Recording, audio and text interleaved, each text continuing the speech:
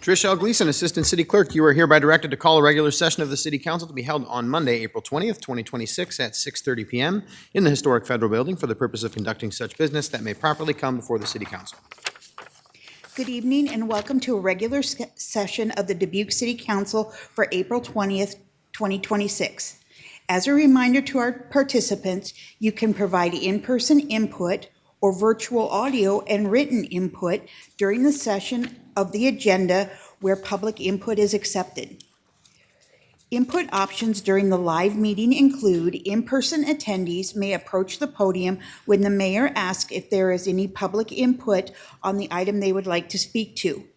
Remote attendees can log on to GoToMeeting using the login links, phone numbers, and access codes that appear on the broadcast and live stream and posted on the front page of the meeting agenda.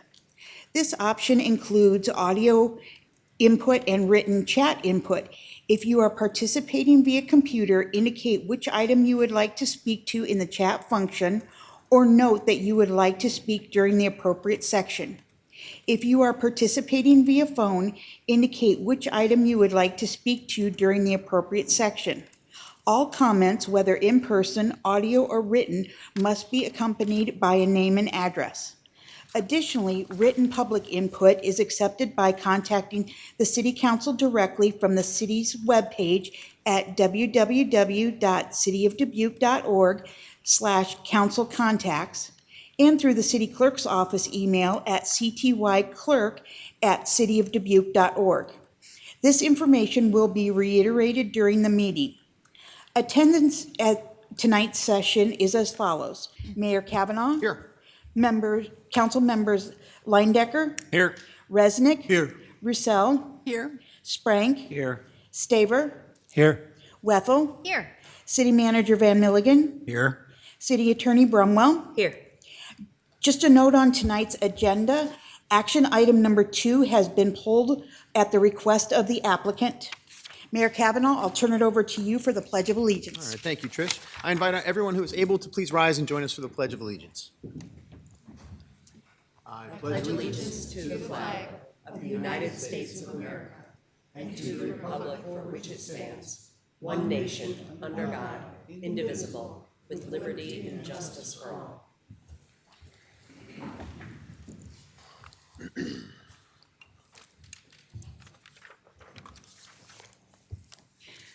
Starting off tonight's agenda are the proclamations.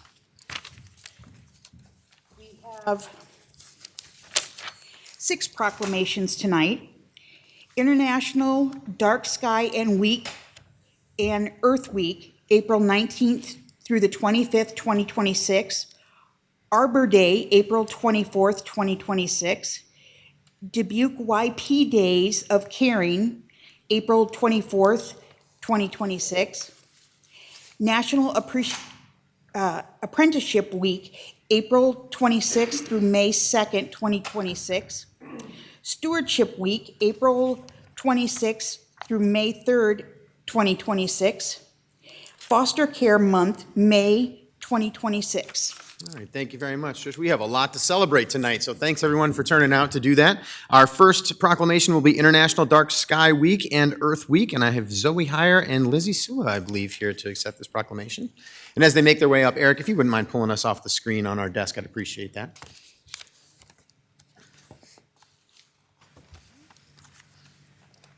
Hello. On behalf of the Sustainability Office and Green Iowa AmeriCorps, we are honored to accept the proclamation declaring International Dark Sky Week and Earth Week. This week will provide us with the meaningful opportunity to raise awareness for light pollution and other forms of environmental harm while reflecting on the actions that we can take as citizens and as a community to protect our natural resources. International Dark Sky Week challenges us to look up and appreciate the natural wonder and beauty that the night sky can provide. Through simple actions like turning off an outdoor light, we can ensure that the night sky stays clear for all. Earth Week lets us face our ongoing environmental challenges with hope for the future, providing us a chance to commit to actions that will protect the quality of life on Earth for generations to come. We extend gratitude towards the Mayor and City Council for recognizing the need for this proclamation and look forward to honoring this week with you. Well, thank you so much, Zoe and Lizzie, for being here and for all the work that you do as AmeriCorps members. We just know that we sincerely appreciate you and the work that you do for the city of Dubuque, and so do the residents of Dubuque. So thanks for being here to accept this proclamation. City of Dubuque proclamation. Whereas we're all stewards and beneficiaries of the earth, its healthy and diverse ecosystem is vital to a thriving community, a vigorous local economy, and a sustainable environment. And whereas the aesthetic beauty and wonder of a natural night sky is a shared heritage of all humankind, and the experience of standing beneath a starry night inspires feelings of wonder and awe and encourages a growing interest in science and nature. And whereas some historic and current human activities have caused pollution of our sky and earth, loss of wildlife species, damage and loss of habitat, food and water, weather extremes and worse flooding, human health crises, and loss of livelihoods. And whereas we must use creativity, innovation, and education to solve these problems, with local communities leading the way by encouraging sustainable energy and water use, sustainable land use and transportation, and waste reduction, reuse, and recycling. And whereas the International Dark Sky Association is the globally recognized authority on light pollution and has created International Dark Sky Week to raise awareness of light pollution and provide free education, resources, and solutions to the public to encourage the protection of and the enjoyment of dark skies and responsible outdoor lighting.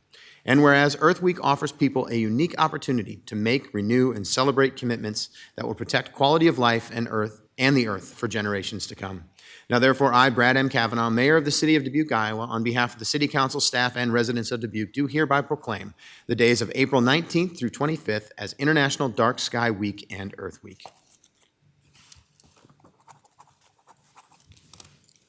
Come on up.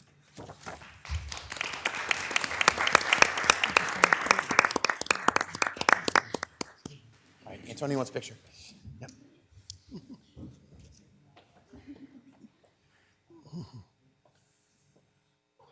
Excellent. Thank you. All right, next up is Arbor Day. Tom Kramer is here with a number of friends, I think, so come on up.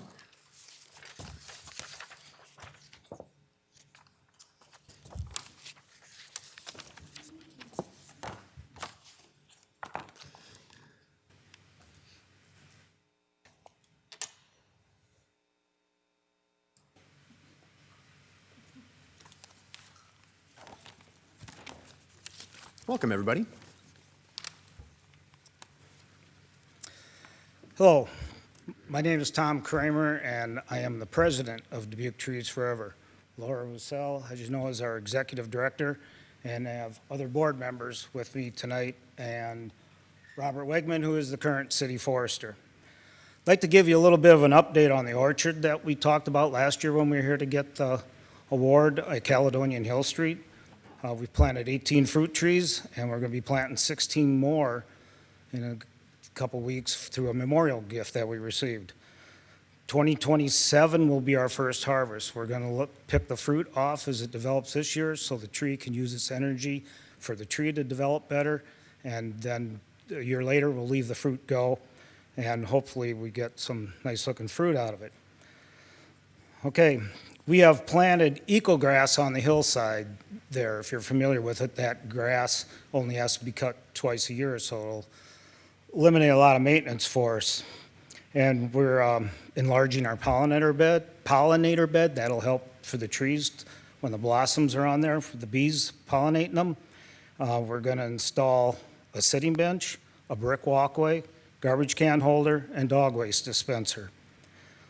On May 2nd, we will be planting the 16 memorial trees and having an open house from 2 to 4 in the afternoon. We'll plant in the morning, have an open house 2 to 4 in the afternoon for the neighbors and anybody else that wants to come and see the project that we've done and talk about the trees if anybody's interested what kind of we have all there. Now this week through our branching out grant, we're going to be planting 8 trees at Marshall School, 12 trees at Audubon School, and on Friday we're going to celebrate Arbor Day, 10 a.m. at Kennedy School, where we're going to plant 14 trees. Our volunteers for this project are going to be the Green Iowa AmeriCorps. We've got 16 employees from John Deere because it's Days of Caring that day. And of course, the students will be there planting with us also. Mayor Pro Tem Resnick will read the Arbor Day proclamation at 10 o'clock in front of a school assembly. before we go out and plant the trees. Now, everyone knows the comic strip Linus, Lucy, Snoopy. Long time ago, they made a movie, and it was called It's Arbor Day, Charlie Brown. So, Mayor Pro Tem Resnick, I'll give you a heads up. When you read the proclamation and you see all them kids from kindergarten through 5th grade staring at you, and it's your time to say, it's Arbor Day, Dubuque. Don't say, it's Arbor Day, Charlie Brown. Thank you. Well, thank you very much, Tom. And thank you, Mayor Pro Tem Resnick, for taking on the full school assembly on that day. I do appreciate that. And thank you so much for the work that you do. We get to see so much of it. It's really exciting to have a group this enthusiastic about planting trees in your city. And the fact that you do so much of that work with students, with volunteers, you combine it with things like YP Days of Caring, which we're also proclaiming tonight. So thank you for everything that you're doing. And thanks for being here again to get this proclamation again this year. We really appreciate it. City of Dubuque proclamation. Whereas in 1872, J. Sterling Morton proposed to the Nebraska Board of Agriculture that a special day be set aside for the planting of trees. And whereas this holiday, called Arbor Day, was first observed with the planting of more than 1 million trees in Nebraska. And whereas Arbor Day is now observed throughout the nation and the world. And whereas trees can reduce the erosion of our precious topsoil by wind and water, cutting heating and cooling costs, moderate the temperature, clean the air, produce life-giving oxygen, and provide habitat for wildlife. And whereas trees are a renewable resource, giving us paper, wood for our homes, fuel for our fires, and countless other wood products. And whereas trees in our city increase property values, enhance the economic vitality of business areas, and beautify our community. And whereas trees, wherever they are planted, are a source of joy and spiritual renewal. And whereas Dubuque Trees Forever is planning an Arbor Day celebration in partnership with the Kennedy Elementary School on Friday, April 24th, students, parents, teachers, and volunteers will plant trees on the school campus.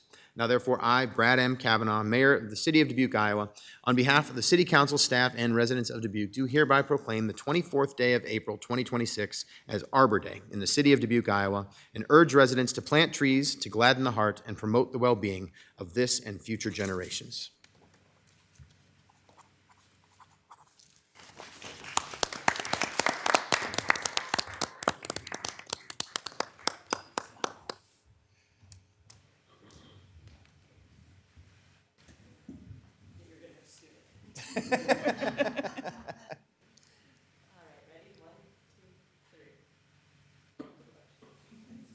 Thanks, everybody. Okay, next up, Dubuque YP Days of Caring, the aforementioned. Brittany Hayes is here.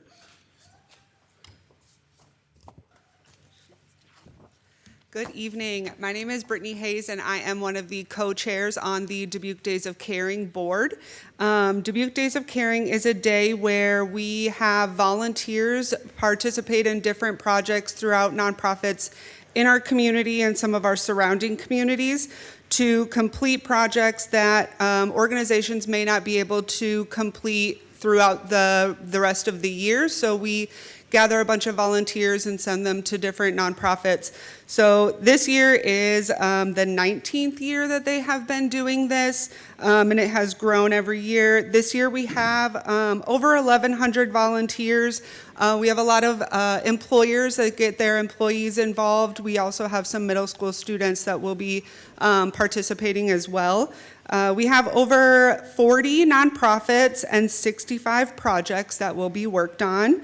And volunteers do everything from landscaping and cleaning, some other tasks, painting, trail maintenance, stuff like that. So there's a whole bunch of different projects that get worked on.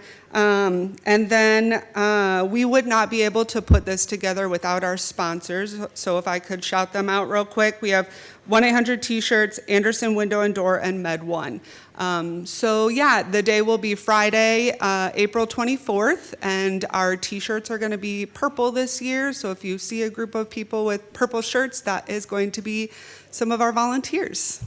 All right, Brittany, thanks a lot. So see purple shirts on Friday, Yes. honk, wave, cheer them on, basically. Exactly. Yeah, Yes. excellent. It's so great to know, that in one day a year, your whole city is taking care of each other in this way. It's really just an exciting thing, and I really appreciate, how many years? 19, did you It's say? been 19, yeah. 19 years, that's really impressive. Well, Yes. thanks for being here to get this proclamation tonight. City of Dubuque proclamation. Whereas Dubuque is a city known for its spirit of volunteerism and community pride, and whereas Young Professionals of Dubuque is an organization in Dubuque committed to making the city a wonderful place to live, work, and play. And whereas Dubuque YP Days of Caring is a community event where more than 1,300 volunteers conduct projects at nonprofits throughout the city. And whereas Dubuque YP Days of Caring benefits not only those nonprofits, but the entire city of Dubuque. Now therefore, I, Brad M. Kavanaugh, Mayor of the City of Dubuque, Iowa, on behalf of the City Council, staff, and residents of Dubuque, do hereby proclaim the 24th day of April 2026 as Dubuque YP Days of Caring.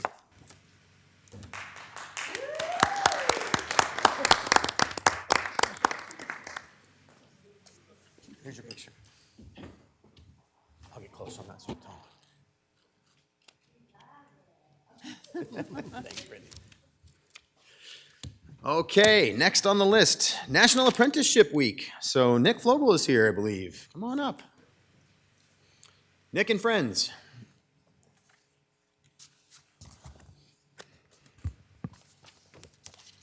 Thank you, Mayor and members of the council. It's an honor to stand here tonight as we recognize National Apprenticeship Week and the generations of skilled workers who built this city with their hands, their discipline, and their pride. Apprenticeships aren't just a pathway into a trade, it's a promise that you're willing to learn, to show up, and to put in the work, that there will be a place for you in the middle class. It's how we pass down craftsmanship, safety, and solidarity from one generation to the next. And in communities like Dubuque, it's how we keep opportunity rooted right here at home. We accept this proclamation on behalf of every apprentice who's ever walked into a nervous job site on day one, every journey worker who took the time to teach them, and every union that continues to invest in training the workforce our region depends on. Thank you for recognizing the value of apprenticeships and the value of the people who make it possible. Very well said, Nick. Thank you so much for everything that you're doing to bring awareness to this and for all the work that you do for apprentices everywhere to make sure that they are a part of our community and get a chance to be able to stay here and do that important work that you mentioned. So thank you for being here to accept this proclamation tonight. Well, City of Dubuque proclamation. Whereas National Apprenticeship Week annually raises awareness of the vital role registered apprenticeships provide in meeting critical industry workforce demands. Registered apprenticeship programs develop the highly skilled workforce that employers need and create pathways for Americans to catapult into in-demand, high-paying careers. And whereas registered apprenticeship programs are industry-driven, high-quality career pathways that enable employers to develop and train their future workforce. And individuals can obtain paid work experience with a mentor, receive progressive wage increases, classroom instruction, and a portable, nationally recognized credential. And whereas the City of Dubuque recognizes the urgent need to prepare and maintain a highly skilled workforce that is capable of meeting the current and future demands of the city we serve and fortifying our economy. Now therefore, I, Brad M. Kavanaugh, Mayor of the City of Dubuque, Iowa, on behalf of the City Council, staff, and residents of Dubuque, do hereby proclaim the week of April 26th to May 2nd, 2026 as National Apprenticeship Week.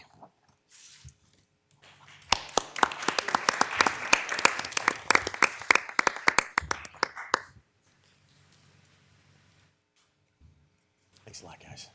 It's good to see you. Thanks for being here.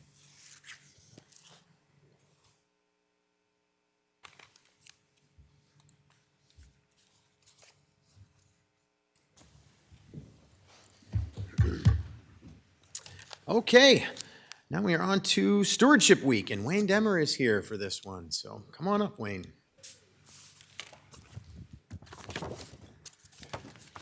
Good evening, Mr. Mayor, to the City Council. On behalf of the Dubuque Soil Water Conservation District, I want to thank you guys for being able, we've been working together with the City of Dubuque, Dubuque County, and with the Soil Water Board.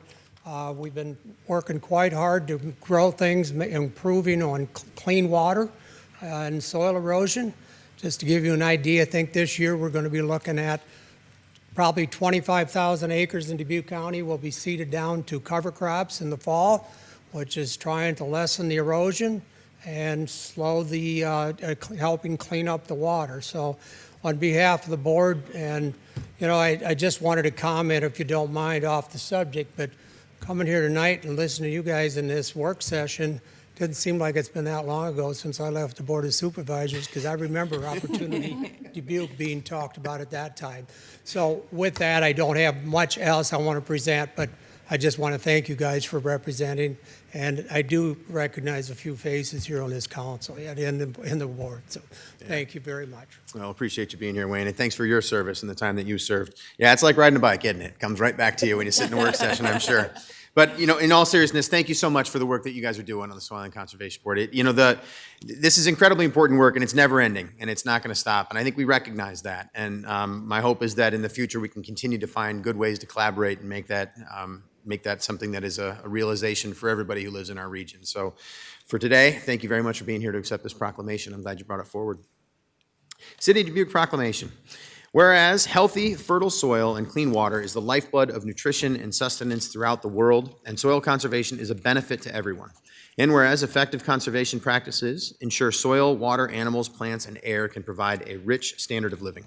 And whereas our survival and continued production and access to quality food and water depends upon the robust management of diverse natural resources nationwide. And whereas stewardship calls upon every individual to help conserve these precious resources to ensure their prosperity for generations to come.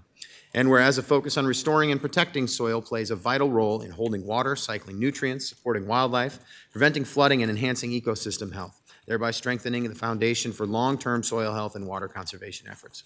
And whereas the theme for the 2026 Stewardship Week is Soil Where It Begins, celebrates the power of soil in supporting the life in all forms and underscores soil as the starting point for healthy food, clean water, thriving habitats, and resilient communities.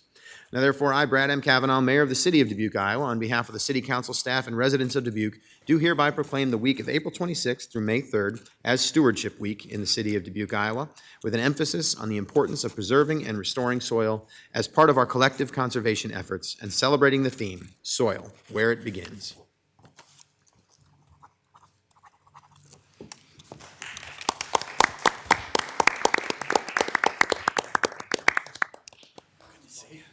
He's got a picture if you want. Would you like one? He's our resident photographer today. That's all right. We'll make sure you get the picture. All right. Thanks a lot.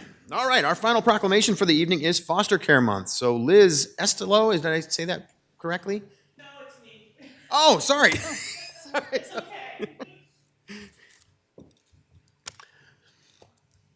Hi, I'm Susie Stroud. I work at Four Oaks and Family Resources, providing foster care and adoption services for this part of the state. Our service area includes 13 counties from Minnesota to Missouri, and we work out of offices in Dubuque, Clinton, Davenport, and Burlington. May is Foster Care and Adoption Month, and we work in collaboration with HHS.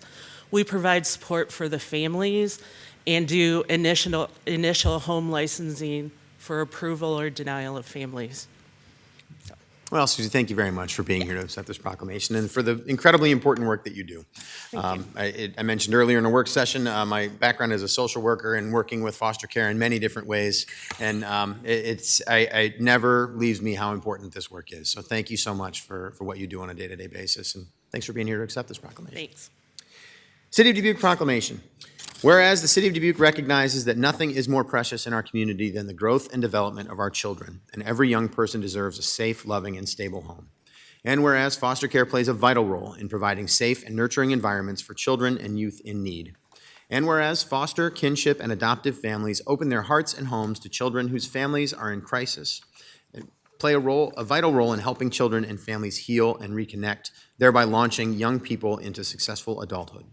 And whereas a strong network of community partners, including local nonprofits, volunteer mentors, educators, and government agencies, helps create a support system that uplifts youth in care and promotes long-term stability and well-being. And whereas the City of Dubuque acknowledges the essential work of these individuals and organizations and encourages more residents to become involved, whether by fostering, advocating, or supporting families in their community.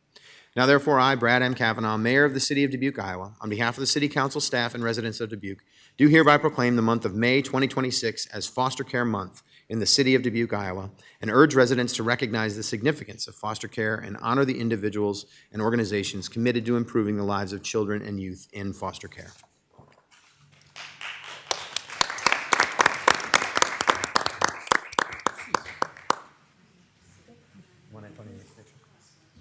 Okay. Since he's running up here, yeah.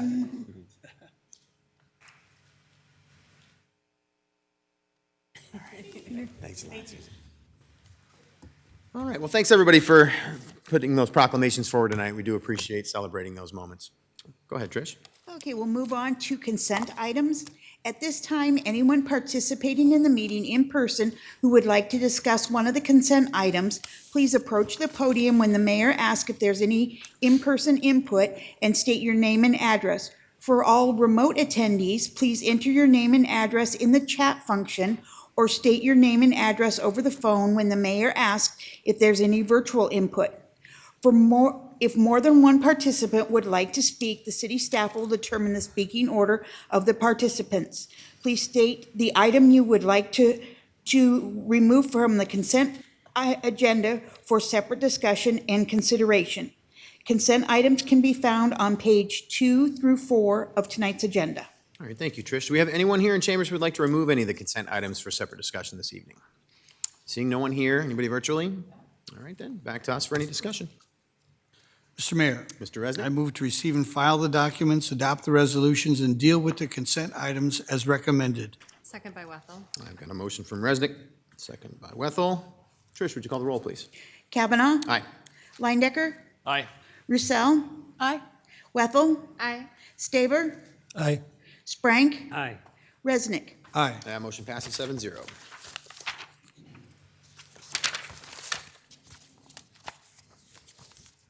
Moving on to items set for public hearing. Tonight, we have 7 items to set for public hearing. Item number 1 on your agenda will be held for a separate discussion by council in a moment. Items number 2, tri-state,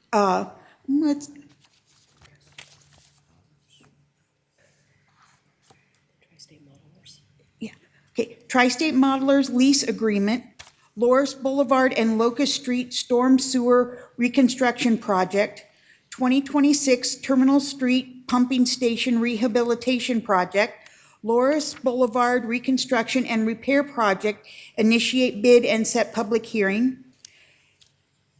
Calendar year 2026 Asphalt Overlay Program, initiate bid and set public hearing. Traffic Signal Improvement Project, Asbury, Carter, and Cheney are all set for May 4th, 2026.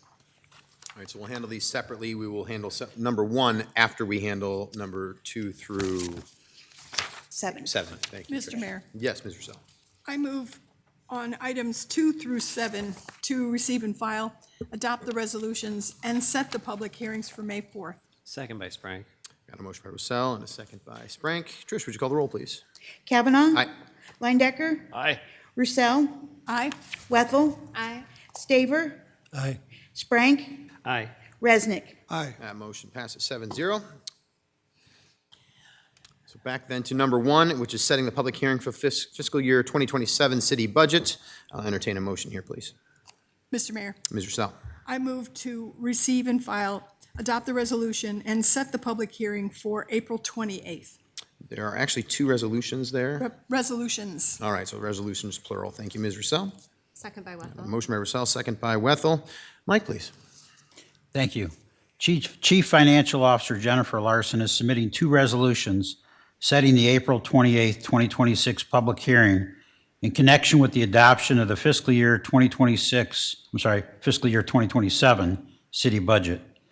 The final budget approval cannot exceed the maximum property tax resolution for fiscal year 2027 adopted by City Council at the March 23rd, 2026 public hearing. State law requires a public hearing on the operating budget and the 5-year capital improvement program. The notice of public hearing regarding the adoption of the fiscal year 2027 budget indicates a proposed city tax rate of just over $10. While that is the property tax rate you will be considering in your public hearing, I am revising my budget recommendation to reflect updated expenses and revenue projections. The Five Flags pay to other agency expense line has been reduced for fiscal year 2027, decreasing from $1,294,877 to $1,201,155. This adjustment results in general fund savings of $93,722. Furthermore, it appears the Dubuque Racing Association first quarter revenues will have exceeded projections, demonstrating the conservative nature of their original forecasts. The initial fiscal year 2027 city budget recommendation included a DRA rent revenue budget of $7,079,186.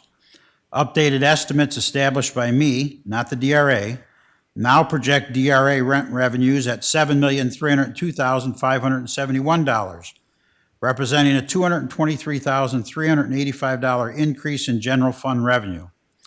While the DRA is not amending their revenue estimates for the year, I feel comfortable amending my recommendation.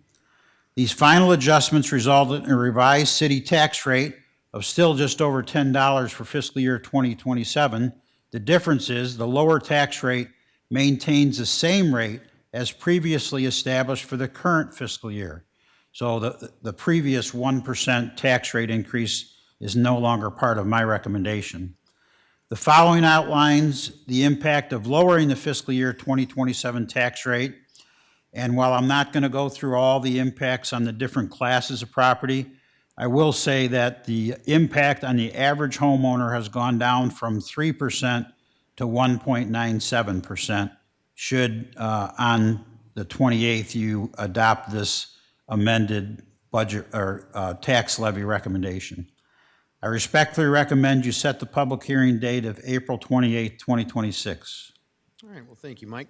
So just to be clear on this for the members of the public, so there will be opportunity for public input at tomorrow night on every single department that's presented tomorrow night, again on Wednesday night for every department that's going to be presented on Wednesday night, and then there will be public input during the actual public hearing that we are setting here, which is the final night to be able to adopt the budget on the 28th. So just to make that clear, but I won't be asking for public input immediately on this item, although I will note that there will be a public input period later in this agenda, so you can feel free to provide public input on any matters you like.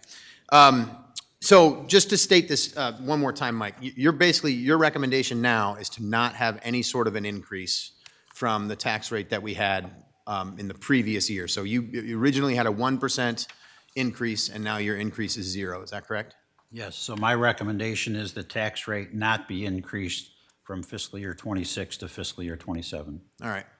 Can I ask if you could provide a little more of your insight on the DRA projections? You're saying Sure. that the projections have come in looking more positive than the conservative numbers that we were provided by the DRA. The DRA leadership is still not really, they don't really want to increase their projections at this time, but you feel comfortable doing so. Can you talk a little bit more about that? So in late 2025, when we asked the DRA to submit their projections to us so we could start preparing the budget, they did that.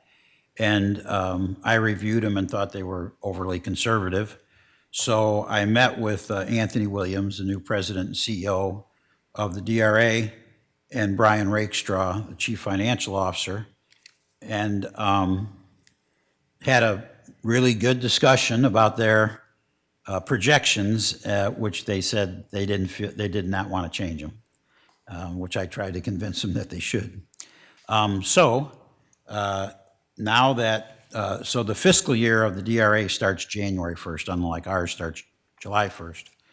So now that they've finished their first quarter of their fiscal year, they're 6.3% ahead of their projections for revenues, the rent payments to the city. And so I'm not recommending that we go 6.3%. I think this is about 5%. I guess I would have to recalculate that.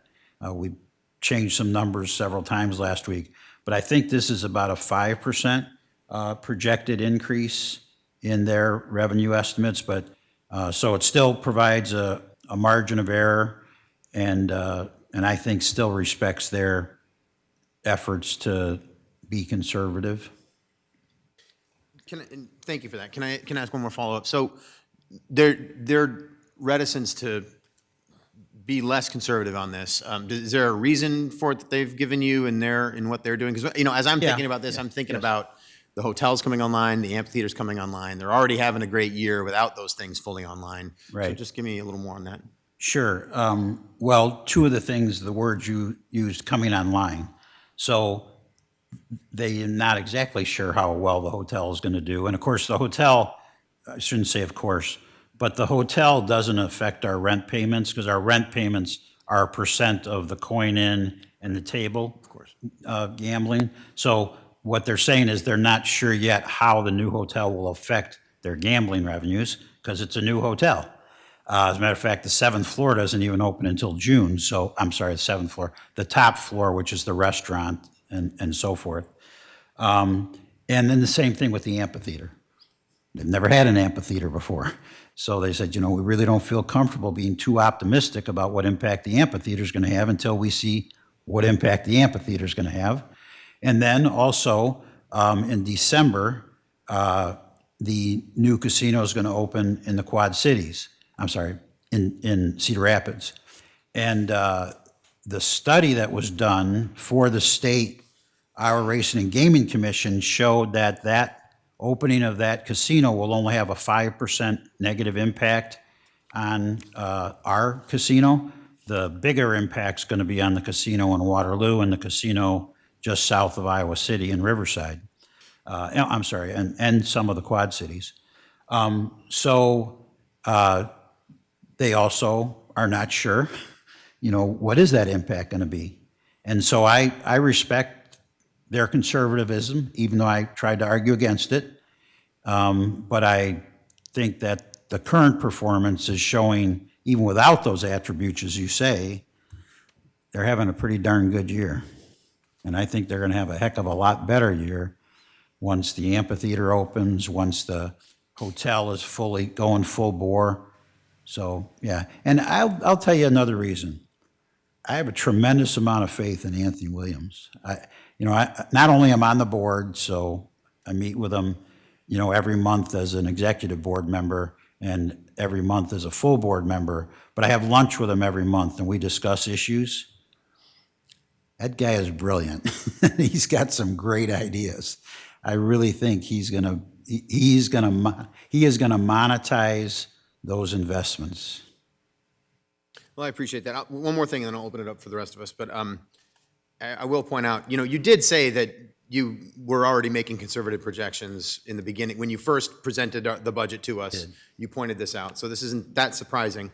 And the other thing is that, in prior years, this has happened where things have occurred that have changed the tax rate and that you and the finance office have been working on it throughout the time that we're doing the budget. So it's also not very surprising there. So, and finally, you could have actually made this suggestion at the very beginning. You just chose not to because those were such conservative numbers that they were handing you and you wanted to see a little bit more what was going on. I can understand where you're coming from there. Okay, open it up for discussion.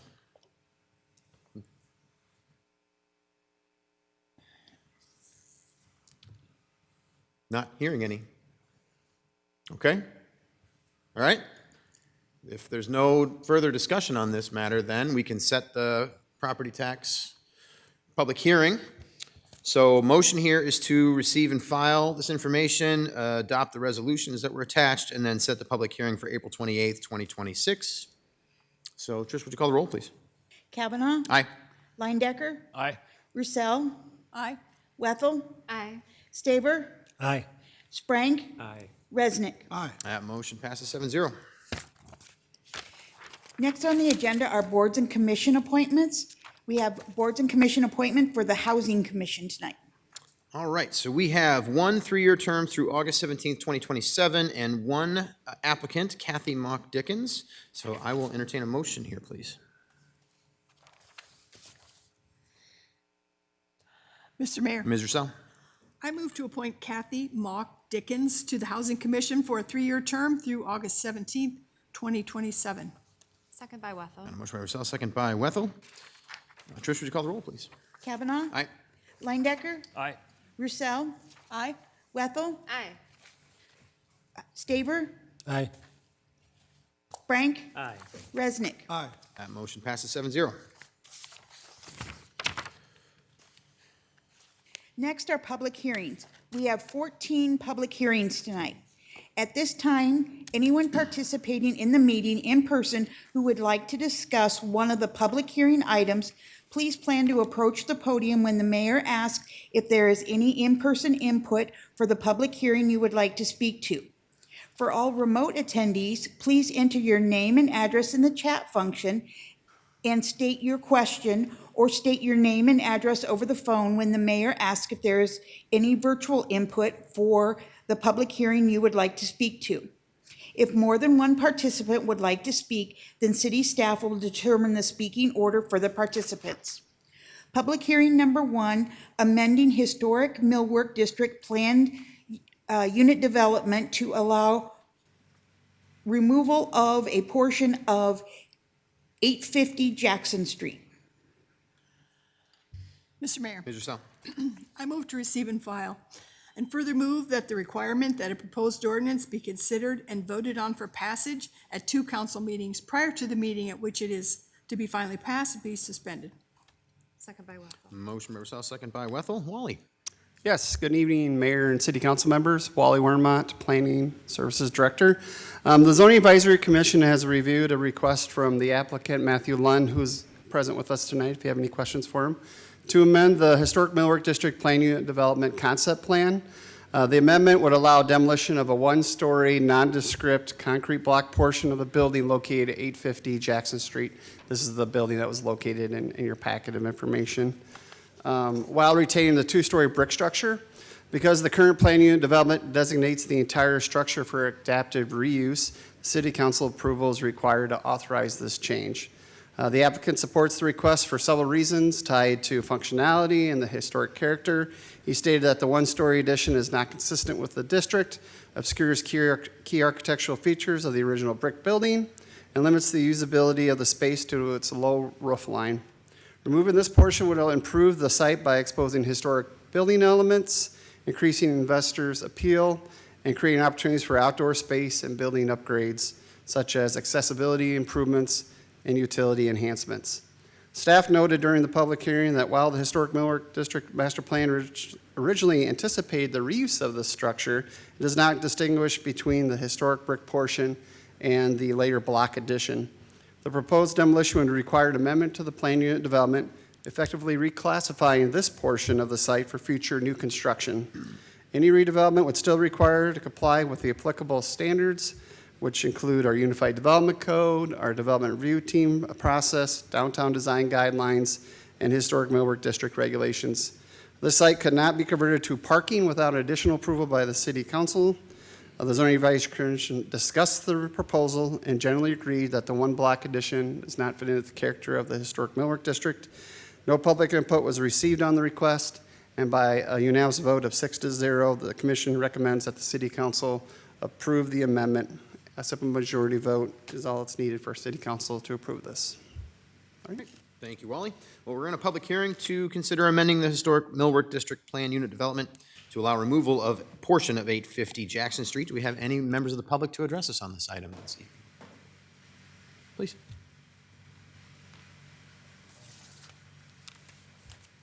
My name is Matthew Lund. I'm at 424 Pawnee Court, Galena, Illinois.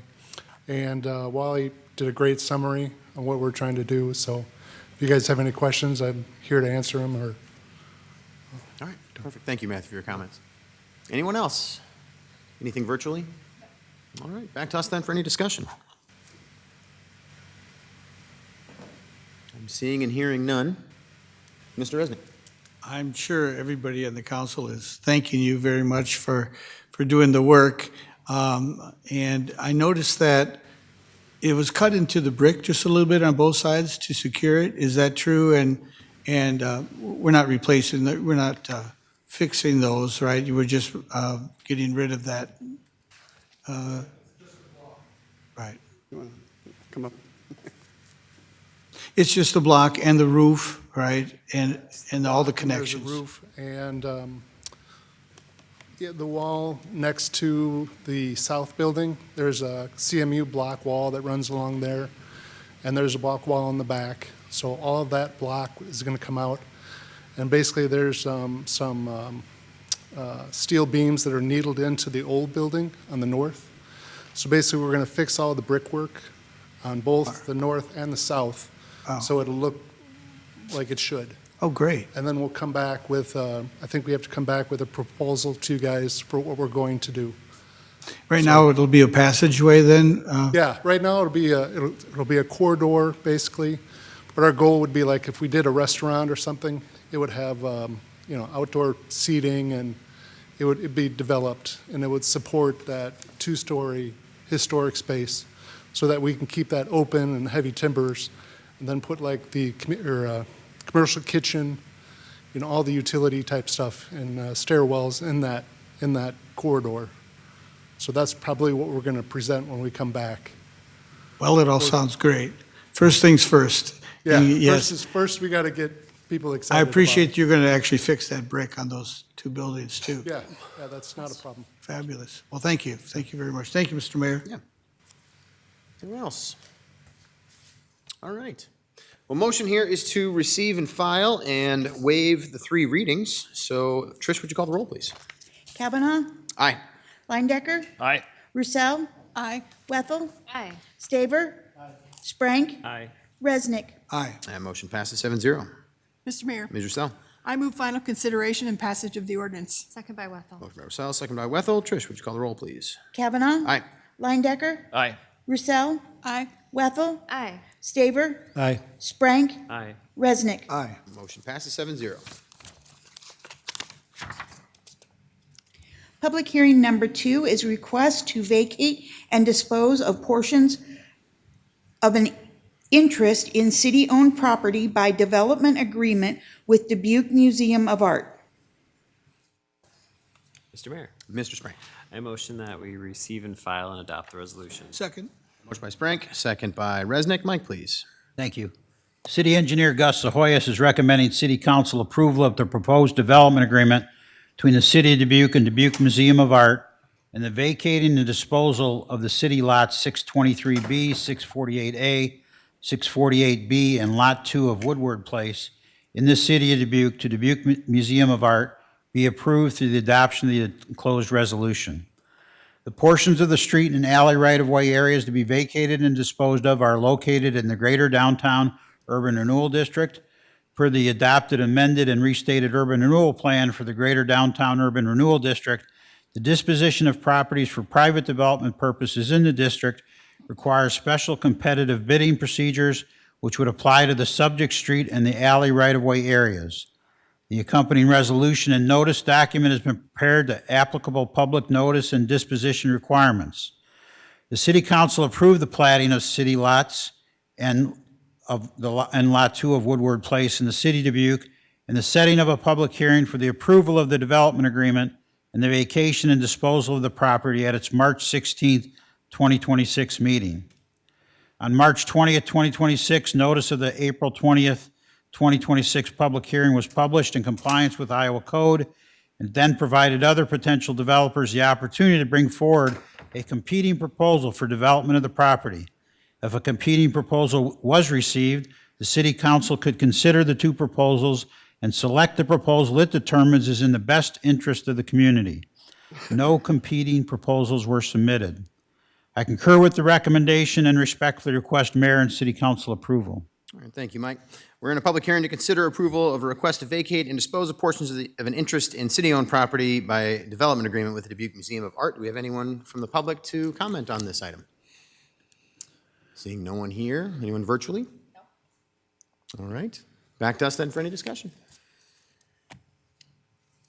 Seeing and hearing none. All right. Motion here is to receive and file and adopt the resolution. Trish, would you call the roll, please? Kavanaugh? Aye. Lindecker? Aye. Roussel? Aye. Wethel? Aye. Staver? Aye. Sprank? Aye. Resnick? Aye. That motion passes 7-0. Public hearing number 3 is Dubuque Children's Zoo lease agreement. Mr. Mayor, Mr. Resnick. I move to receive and file and adopt the resolution. Second by Got a Wethel. motion by Resnick, second by Wethel. Mike, please. Thank you. Parks and Recreation Director Matt Kalsovich is recommending City Council adopt the attached resolution approving a lease agreement between the City of Dubuque and Dubuque Children's Zoo Boosters. The Parks and Recreation Commission reviewed the proposed lease agreement and unanimously approved it at their March 10th, 2026 meeting. I concur with the recommendation and respectfully request mayor and city council approval. Thank you, Mike. We are in a public hearing to consider the Dubuque Children's Zoo lease agreement. Do we have anyone from the public to address us on this item? Seeing nobody here. Anyone virtually? No. Okay. Back to us for discussion. Ms. Roussel? Thank you. I just think it's great when you see a group of residents that take things upon themselves to make it better and take care of a property like this to provide services for kids to come and see animals. So great, good job, Children's Zoo boosters. Thanks, Ms. Roussel. All right, motion here is to receive and file and adopt this resolution. So Trish, would you call the roll, please? Kavanaugh? Aye. Lindecker? Aye. Roussel? Aye. Wethel? Aye. Staver? Aye. Sprank? Aye. Resnick? Aye. Motion passes 7-0. Public hearing number 4.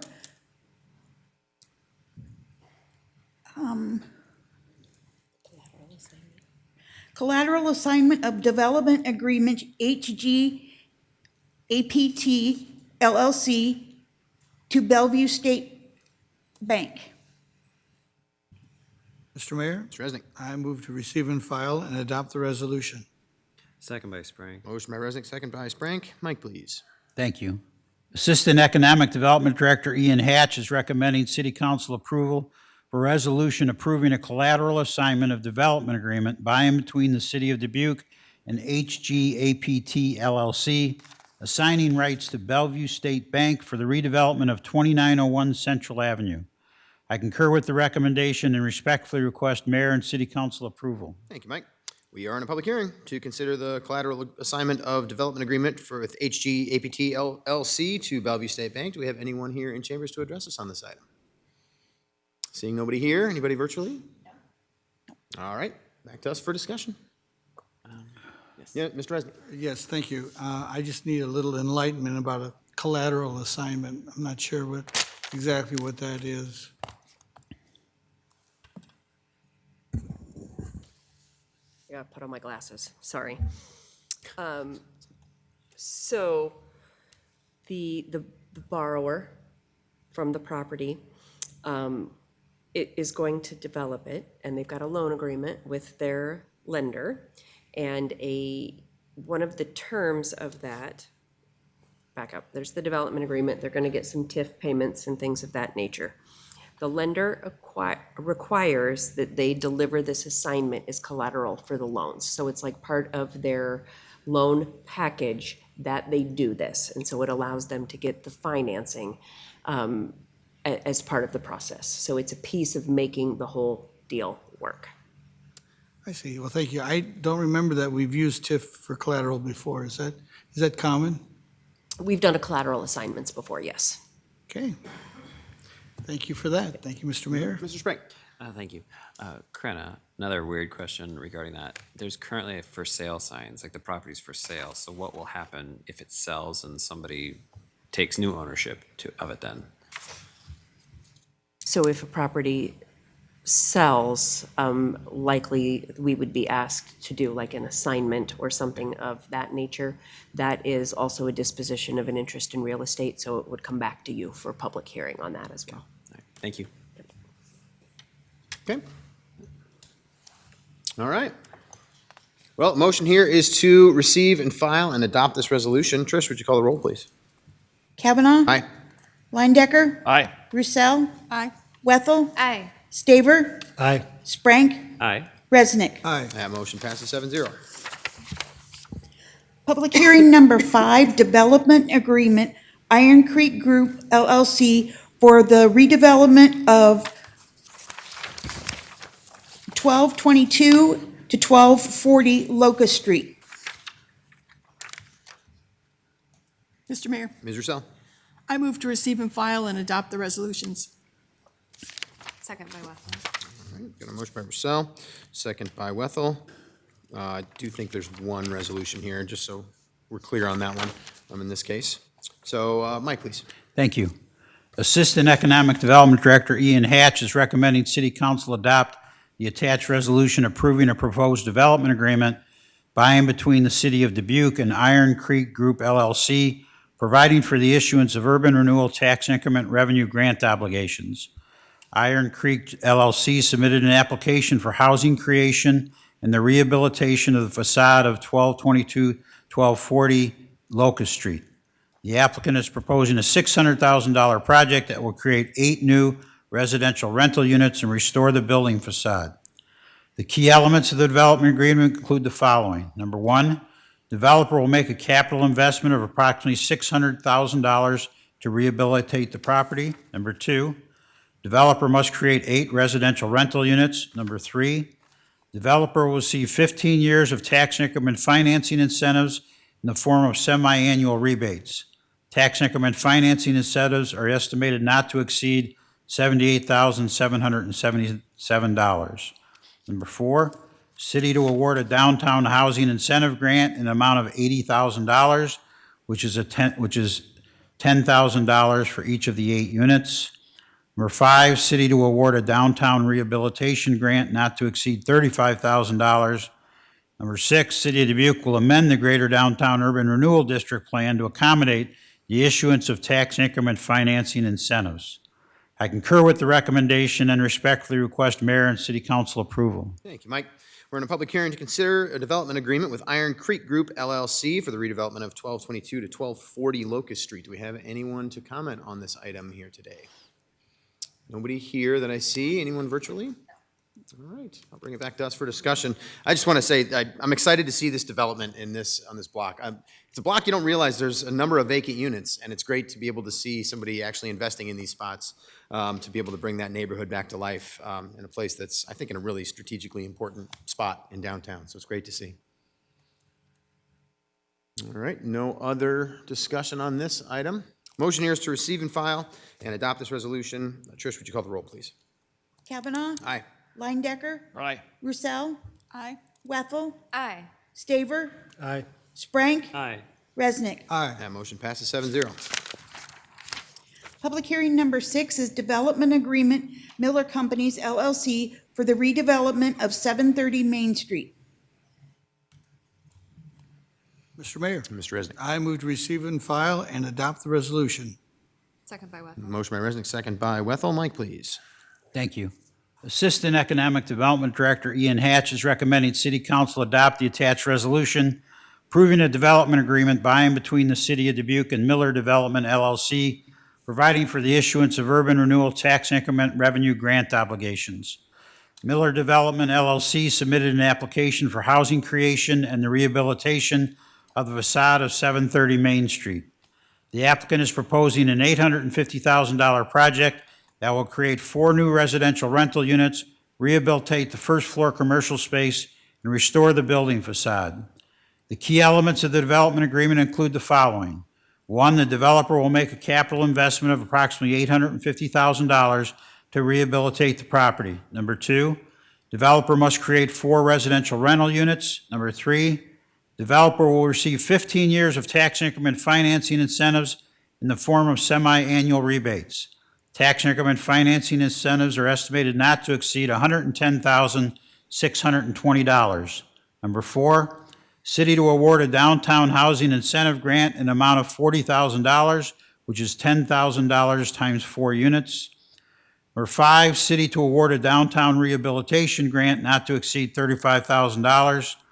Number 6, City of Dubuque will amend the Greater Downtown Urban Renewal District Plan to accommodate the issuance of tax increment financing incentives. I concur with the recommendation and respectfully request mayor and city council approval. Thank you, Mike. We're in a public hearing to consider a development agreement with Miller Companies LLC for the redevelopment of 730 Main Street. Do we have any public input on this item? Seeing nobody here. Anyone virtually? No. All right, thank you very much. Back to us then for any discussion. I would just add another area I'm excited to see development. I think it's been great, and I appreciate Chris Miller and his team doing this work in that particular block, another block that really needs some life breathed into it. So do appreciate to see these development agreements coming before us.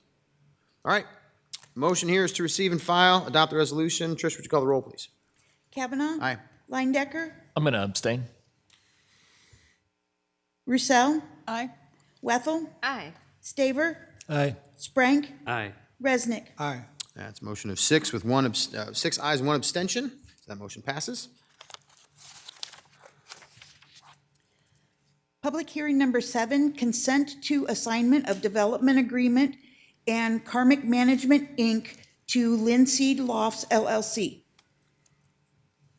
Mr. Mayor, Ms. Wethel. I move to receive and file and adopt the resolution. Second by Sprang. Motion by Wethel, second by Sprank. Mike, please.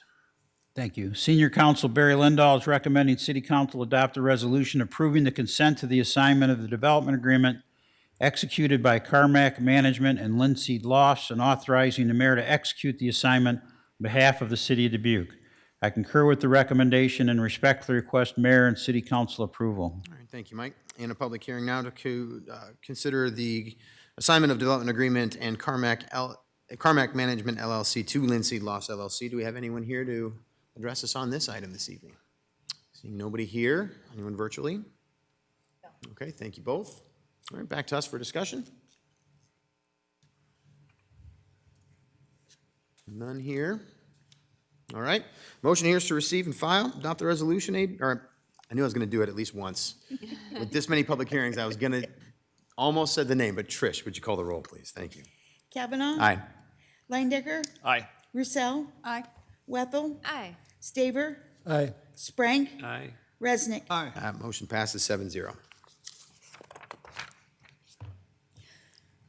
Public hearing number 8, consent to assignment of development agreement, Outfly Development LLC to Verena Court Exchange LLC. Mr. Mayor, Mr. Resnick. I move to receive and file and adopt the resolution. Second by Wethel. Motion by Resnick, second by Wethel. Just for the record, we are halfway through the public hearing marathon. Mike, please. Thank you. Senior Counsel Barry Lindahl is recommending City Council adopt a resolution approving the consent to the assignment of the development agreement by and between the City of Dubuque and Outfly Development to Verena Court Exchange LLC and give authorization to the mayor to execute the assignment on behalf of the city. I concur with the recommendation and respectfully request mayor and city council approval. Thank you, Mike. We are in a public hearing to consent to the assignment of a development agreement with Outfly Development LLC to Verena Court Exchange LLC. Do we have anyone here in chambers to address us on this item? Nobody here? Anybody virtually? No. Nobody? All right, back to us then for any discussion. Mr. Mayor? Yes, Mr. I Resnick. just wanted to say I'm very encouraged by all these development agreements coming through. And if there were 100 of these tonight, I'm sure you'd be happy to do all 100 because it's great. It's growing the city. People and all these developers have a positive influence on us as a city and on our residents. It's just exciting. There's more to come as well. But I'd just love to see it. I know that our economic development department is kind of probably tired after all this good hard work, but we appreciate their work. So thank you, Mr. Mayor. Thank you, Mr. Resnick. All right. Well, we have a motion to receive and file, adopt the resolution. Trish, would you call the roll, please? Kavanaugh? Aye. Leindecker? I'm going to abstain. Roussel? Aye. Wethel? Aye. Staver? Aye. Sprank? Aye. Resnick? Aye. That motion passes with 6 ayes and 1 abstention. Public hearing number 9, grant of easement, Holy Family Catholic School. Mr. Mayor, Ms. Wethel. I move to receive and file and adopt the resolutions. Second by Leindecker. I got a motion by Wethel. I'll give the Leindecker the second there. Mike, please. Thank you. City Engineer Gus Ahoyas is recommending City Council approval of a stormwater detention basin and sports field easement across city-owned property in Veterans Memorial Park as part of a proposed Wahlert Campus Improvement Project. Holy Catholic Family Schools is currently planning a large-scale campus improvement project affecting most of the Wahlert campus north of the existing school building complex. The improvements include site grading, new tennis courts, baseball fields, football field, track and field facilities, practice field, and stormwater detention facilities. Due to space limitations and the existing stormwater drainage patterns of the area, Holy Family Catholic Schools is requesting an easement over a portion of the western side of the Veterans Memorial Park property for the proposed stormwater detention basin and sports field encroachments. Portions of the private improvements are proposed to be located on city park property between the Holy Family Catholic Schools' eastern property boundary and the park's Frisbee Golf Course.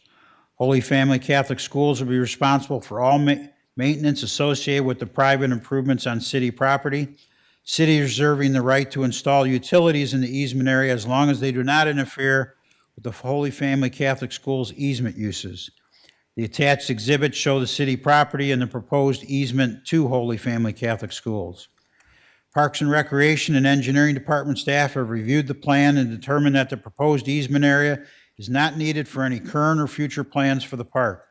The proposed stormwater detention facility will benefit the city park property, and that the runoff will be controlled, which will help reduce the erosion washout issues that the west side of the park is currently experiencing. I concur with the recommendation and respectfully request mayor and city council approval. Thank you, Mike. We are in a public hearing to consider approval of a grant of easement to Holy Family Catholic Schools. Do we have anyone here to address us on this item? Seeing no one here. Anyone virtually? All right. Okay, back to us then for discussion. Mr. Resnick. Mr. Mayor, thank you very much. So a lot of work has gone into this. I appreciate the Holy Family Catholic Schools going through all this to improve the education of the students. One phrase, Frisbee golf, is that different than disc golf? No. No. Okay, so it's disc golf. Yeah. Well, I said it's Frisbee golf. I know, it's disc golf. But I mean. We could call it pie plate golf, whatever we want to call it. Yeah. Don't call it that. Anyway, so my question is, are we moving it a little bit? Are we eliminating the disc golf, or what is the plan? I know there are some people who are very enthusiastic about disc golf, sometimes called Frisbee golf. Mr. Mayor, members of the City Council, Matt Kalsovich, Parks and Recreation Director. Yes, to clarify, disc golf, Frisbee golf is somewhat of an interchangeable term, so you're correct, those are synonymous. As far as the use of the current space or the reconfiguration, we're working closely with the club that we support to do any modification around the construction. But again, as the city manager mentioned, some added stability to the space itself in terms of managing some of the runoff and some of the erosion. So we should be able to create an even more dynamic, better long-term existence for our disc golf location. Great. I mean, it was kind of a forgotten area back there in the rough, and I'm glad that you're looking for the opportunity to not only improve the area for Holy Family Catholic Schools, but to improve it for our disc Frisbee golfers. I do want to give credit to that group of users who have been very invested in the betterment of that area, the improvement of that area, and just the upkeep of what exists, and they've been a great partner, so we're excited to expand what we can do with them through this project and how they might use what's happening to improve their space. There's a lot going on at Holy Family Schools for building and getting students and making things happen, so I'm looking forward to this new development as well. Thank you, Mr. Mayor. Mm-hmm. Thanks, Matt. Yeah, and I'll just add before we go to a vote that this is one of those areas where, you know, when it comes down to it, there might be a little bit of movement of the disc golf, but it's kind of a no-brainer to be able to help for a really transformative project for kids and families at the Holy Family Catholic Schools. And it's nice to be able to add to that in some way, in a way that is really pretty simple, to be able to give a little bit of land to help with the drainage issues and really benefit both sides. So appreciate the proposal and really easy work that it was to be able to talk through that. So thanks to everybody who was involved. All right, motion here is to receive and file and adopt the resolutions. Trish, would you call the roll, please? Kavanaugh? Aye. Lindecker? Aye. Roussel? Aye. Wethel? Aye. Staver? Aye. Sprank? Aye. Resnick? Aye. Motion passes 7-0. Public hearing number 10 is 2026 pavement marking project. Mr. Mayor, Ms. Wethel. I move to receive and file and adopt the resolution. Second. Got a motion by Wethel, second by Roussel. Mike, please. Thank you. Assistant City Engineer Bob Schissel is recommending City Council approve the plans, specifications, form of contract, and estimated cost amount of $214,000 for the 2026 pavement marking project through the adoption of the attached resolution. I concur with the recommendation and respectfully request Mayor and City Council approval. All right, thank you, Mike. We are in a public hearing to talk about the 2026 pavement marking project. Any public input on this item? Unsurprisingly, no. Any virtual input? All right, excellent. Back to us for discussion then. No discussion here. Ready to mark some pavement. Motion here is to receive and file, adopt the resolution. Trish, would you call the roll, please? Kavanaugh. Aye. Lindecker. Aye. Roussel. Aye. Wethel. Aye. Staver. Aye. Sprank. Aye. Resnick. Aye. That motion passes 7-0.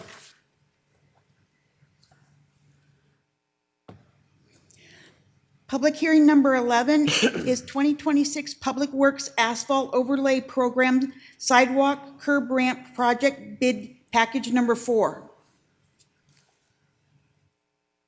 Mr. Mayor, Ms. Roussel. I move to receive and file and adopt the resolution. Second by Sprank. Got a motion by Roussel, second by Sprank. Mike, please. Thank you. Assistant City Engineer Bob Schissel is recommending City Council approve the plans, specifications, form of contract, an estimated cost of $257,000 for the 2026 Public Works Asphalt Overlay Program Sidewalk Curb Ramp Project Bid Package 4 through the adoption of the attached resolution.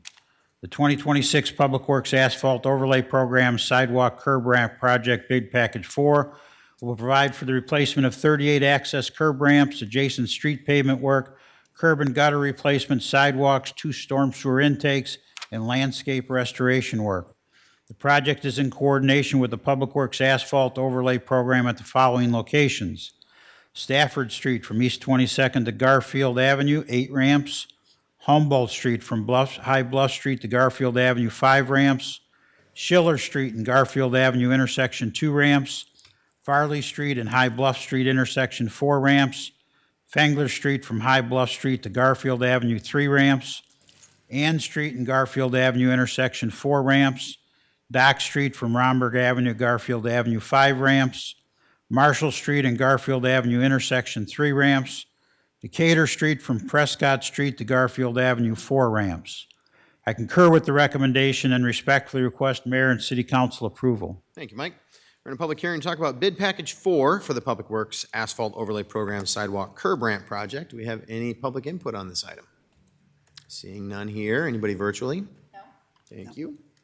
Back to us for any discussion. I'll just note that we've had several of these. Obviously, this is numbered number 4, but we're doing the ramps along streets and curbs along while we do the overlay project for streets themselves. So we're doing these kind of one bid package at a time. We've discussed that before. Yeah, Mr. Sprank. Yeah, Mr. Mayor, I guess my question is, and maybe Gus can answer this, is going to be taking place right in the middle of summer. We also know Ragbri is going to be coming down Romberg. I'm hoping Garfield won't be shut down. Well, because I'm going to guess everybody's going to want to go down Garfield to get out of town. So just that's my only concern, if that's going to be affected.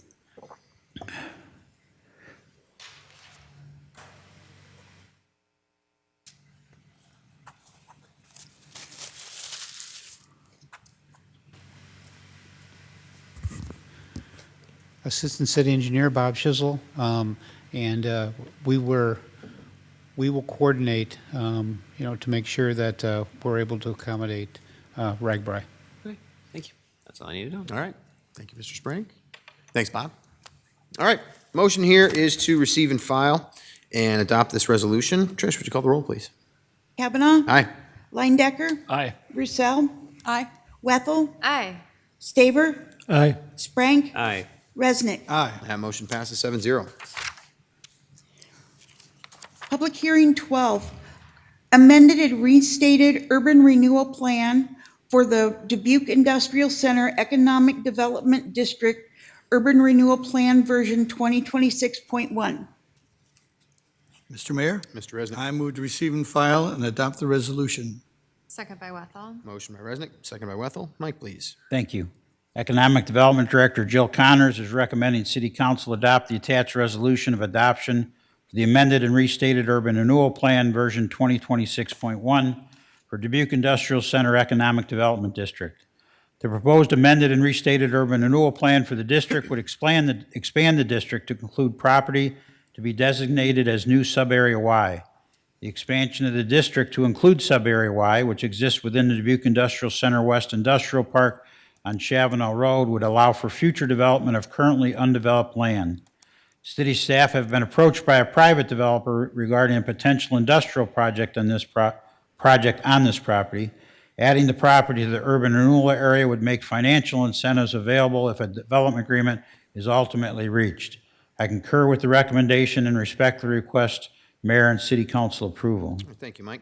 We're in a public hearing to talk about the amended and restated urban renewal plan for the Industrial Center, version 2026.1. Do we have any public input on this item?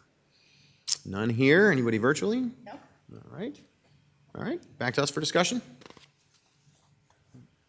We do these a lot. They kind of come before us, and everything's in the packet, so. All right. Motion here is to receive and file and adopt the resolution. Trish, would you call the roll, please? Kavanaugh. Aye. Lindecker. Roussel. Aye. Wethel. Aye. Staver. Aye. Sprank. Aye. Resnick. Aye. Motion passes 7-0. Public hearing 13, Public Works concrete banding and crack sealing project. Mr. Mayor, Mr. Resnick. I move to receive and file and adopt the resolution. Second by Wethel. Motion by Resnick, second by Wethel. Mike, please. Thank you.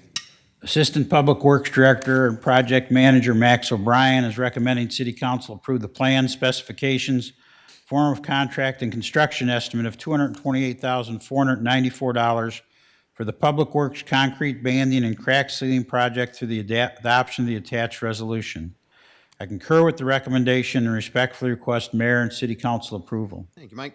We're in a public hearing to talk about the Public Works concrete banding and crack sealing project. Any public input on this item?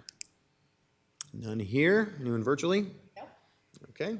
Back to us for discussion. Seeing and hearing none here. All right. Motion here is to receive and file and adopt the resolution. So Trish, would you call the roll, please? Kavanaugh. Aye. Lindecker. Aye. Roussel. Aye. Wethel. Aye. Staver. Aye. Sprank. Aye. Resnick. Aye. Motion passes 7-0. Public hearing 14, ordinance amendment, residential parking permit, District A. Mr. Mayor, Ms. Roussel. I move to receive and file, and further move that the requirement that a proposed ordinance be considered and voted on for passage at 2 council meetings prior to the meeting at which it is to be finally passed be suspended. Second by Wethel. Motion by Roussel, second by Wethel. Mike, please. Thank you. City Engineer Gus Ahoyas is recommending City Council approve the amendment of the residential parking permit district for District A along Grace Street. The petition, which was submitted on December 8, 2025, represents in excess of 60% of the dwelling units along Grace Street between Ida Street and North Grandview Avenue, as is required under the ordinance. This proposed area is from 1830 Grace Street, where the last residential permit parking district sign is placed, to 1730 Grace Street. This would be classified as shorter than 2 block faces, although from the city's parking study of this area indicates that during the requested time period, at least 80% of the curbside spaces were utilized, and at least 25% of such curbside parking spaces were utilized by non-resident parkers. The existing district hours are 7:30 a.m. to 11 p.m. except Sundays and holidays. The petition therefore meets the requirements of the district amendment ordinance. I concur with the recommendation and respectfully request mayor and city council approval of the amendment of the residential parking permit ordinance. Thank you, Mike. So we're in a public hearing to talk about the ordinance amendment for the residential parking permit District A. Do we have any public input on this item? Seeing none here. Anything virtually? No. Okay, thank you both. Back to us for any discussion. Mr. Mayor, Yeah, Mr. just Resnick. quickly, Mr. Van Milligan, what is the origin of this request to have this done? Was this a group or? City Engineer Gus Ahoyas is going to address your questions. Thank you.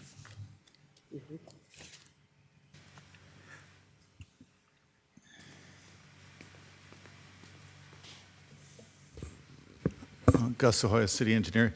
Usually it's just 1 or 2 people get together and get a petition. There's probably about 10 houses involved from 1730 to 1830 Gray Street that are affected. I'm guessing it could be hospital parking, people park there, or maybe, or maybe the new restaurant that's there. All right, so, there was private citizens who had requested Yes, well, this? property owners Right. along that Super. stretch from 1730 to 1830. And I'm going to support this. Is there a criteria for you bringing it forward, or you If it bring? has 60% of That's the 60%. people along that stretch, then we bring it forward. And of course, it has to meet the criteria where the certain block faces are filled, the stalls are filled. We've determined that they're non-residents, they're from beyond the district, so we do all that work prior to bringing it forward to you. Very good. Thank you very much. Thank you, Mr. Mayor. Any other questions for Gus while we got him? All right, thanks, Thank Gus. you. Any other discussion? Not seeing any, so motion here is to receive and file and waive the 3 readings. Trish, would you call the roll, please? Kavanaugh? Aye. Lindecker? Aye. Roussel? Aye. Wethel? Aye. Staver? Aye. Sprank? Aye. Resnick? Aye. Motion passes 7-0. Mr. Mayor, Ms. Roussel? I move final consideration and passage of the ordinance. Second by Wethel. Motion by Roussel, second by Wethel. Trish, would you call the roll, please? Kavanaugh? Aye. Lindecker? Aye. Roussel? Aye. Wethel? Aye. Staver? Aye. Sprank? Aye. Resnick? Aye. That motion passes 7-0. Mayor Kavanaugh, I'm going to pass this off to City Attorney Crenna. I request permission to leave for medical reasons. Okay, absolutely, Thank Trish. you. Yeah, please. Thank you, Krenna. And Krenna, do you want me to take the reading from here? I can muddle through, Okay. and I might need to tap you in. Okay. We'll tag team it. There you go. Next on the agenda is public input. At this time, anyone participating in the meeting may address the city council on the action items on the agenda or on matters under the control of the city council. For all in-person attendees, please approach the podium and state your name and address. When the mayor asks if there is any in-person input, for all remote attendees, please enter your name and address into the chat function or state your name and address over the phone when the mayor asks if there is any virtual input. If more than one participant would like to speak, then city staff will determine the speaking order of the participants. Individual remarks are limited to 5 minutes, and the overall public input period is limited to 30 minutes. Under the Iowa Open Meetings Law, the city council can take no formal action on comments given during public input or that do not relate to action items on the agenda. All right, thank you, Krenna. All right, we have public input, please. Good evening, mayors and council members. My name is Mike Wallou. I reside at 3065 Arbor Oaks Drive. I am here today to discuss concerns raised by city's handling of administrative recharges and enterprise fund allocations. A little background about me. I passed the CPA exam in 1994. Although I do not currently hold an active license, I am a registered certified public accountant in the state of Illinois. In 2007, I earned a graduate certificate in forensic accounting and fraud investigations from West Virginia University. I am a retired federal agent from 35 years with the Internal Revenue Service. My professional experience caused me to question the city's methods for allocating shared services costs among departments. In particular, I'm concerned about whether the city has a consistent, documented, and explainable policy for charging shared administrative costs, such as those relating to human resources, payroll, benefit administration, and general support functions. Government accounting standards require inter-fund shared service charges to be reasonable, supportable, and based on documented allocation methods. In practice, that means the city should be able to explain the costs of being allocated, why those costs are being allocated, and what basis is being used to determine how the costs are distributed among funds and departments. My concern is that the city does not appear to have a written policy or a cost allocation plan that clearly explains how these charges are calculated and applied. Without any kind of documentation, it becomes difficult for the public, council members, auditors, affected ratepayers to know whether the allocations are fair and consistent and properly supported. There's a couple of concerns that just kind of go through my mind when I saw this and read about this. Whether there's classes of citizens or utility customers are being charged for costs that should instead be borne by other departments or the general fund. Whether absence of clear and documented allocation methodology creates a risk for unfair or disproportionate cost shifting. Whether the lack of formal policy exposes the city to audit findings, legal challenges, or allegation that charges are not being applied in a transparent or defensible way. Whether the city's external auditors reviewed these allocating practices closely enough to determine whether they were adequately documented and consistently applied. My purpose in raising this issue is not simply to criticize, but to encourage the city to adopt better financial governance practices.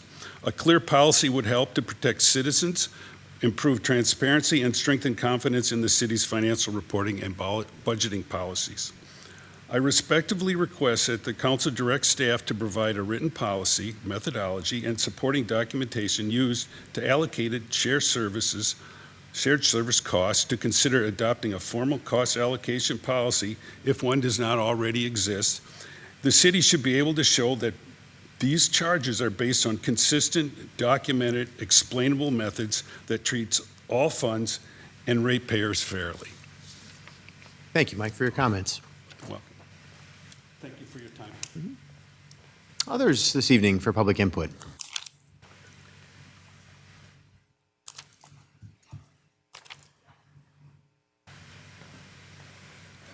Hello, good evening. My name is Jared McGovern, 12451 Oakbrook Place, Dubuque, Iowa.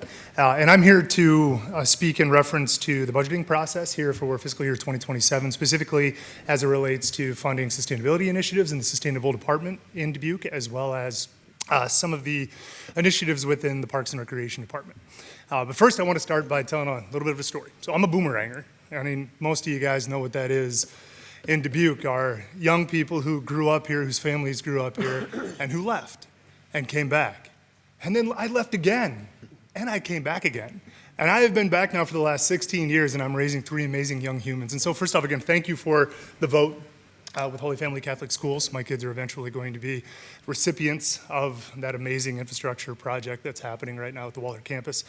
But one of the things that keeps me coming back to this community is the focus on sustainability. The Dubuque community has shown that prioritizing sustainability across all departments and what it is to be a city municipal government has proven successful as a model for other communities of our size. And sustainability isn't just about reducing and reusing and recycling. It isn't just about compost. It just isn't just about turning off your water when you're brushing your teeth, or about turning off the light when you're not in the room. Sustainability is about transportation efficiencies, about air quality efficiencies by timing stoplights appropriately. Sustainability is about water, drinking water production being one of the most energy-intensive aspects of what this community is, and every municipal government, and partnering with entities like IBM to institute smart water meters across the city, saving the city a ridiculous amount of money over the last 15 to 20 years. Sustainability is about empowering youth to take action on things that they are passionate about. Sustainability is about outdoor recreational amenities, green space that leads to the health and wellness of human beings and the academic outcomes of our children. Sustainability in this community is also a tool in which we can utilize to sell ourselves for people like me in my age demographic with young families to come to this community, because people don't just come to a community because of the work. They don't just come to a community because of the cost of living. They come to a community because of the things that they can do outside of work. They come here to work, to live, and to play. We need to remember that play part, and sustainability is part of that. And I will give mad props to any individual within any entity that can take allocated budgets and leverage that money time and time again, multiple times over, to fund their own initiatives and their own programs, which is what happens in the sustainability department, which is what happens in every department in the city of Dubuque. Our tax dollars, man, we punch above our weight as a community. We are an example to other communities on how you can build out a plan, how you can utilize tax dollars efficiency, and you can take those tax dollars and you can multiply them with external investment coming into this community to give us the things that we deserve. And I've been sitting in some of these city council meetings, and some of the things that I've seen through our parks master planning process, that the community is asking for more, not less. And that we are in a hard time right now, and that you all have really, really hard decisions to make, and there are elements at play that are outside of your control. And for that, I'm incredibly thankful because this is a very difficult time and you all have very difficult decisions to make. But the things that set Dubuque apart are not just sustainability initiatives and an amazing team of human beings who are passionate about this place. It is this place. Like, just this place itself is special. The natural beauty of this place and the things that we do as a community to accentuate that beauty, to add to that beauty. The horticultural work that we do, the planters that we have, the way that we take industrial centers like the Millwork District or the Riverfront, and we beautify those utilizing hanging baskets and annual flowers and all sorts of different stuff that we're able to do as a community because we do have a greenhouse. And I'm going to tell you right now that if we ever got rid of that greenhouse, you're going to want it back. Because when you look at the Parks and Recreation Master Plan and you look at adding additional areas, transitioning turf grass in underutilized spaces to native plants, but also expanding upon environmental education programming, that's an asset. That's a possibility.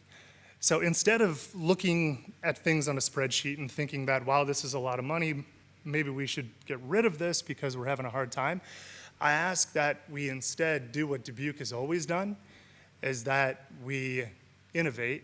We look at the assets in which we have and we find ways in which we can utilize those to provide the services that this community is demanding through the many, many strategic plans that we have at our disposal. That greenhouse is a beautiful thing. More people need to get into that greenhouse.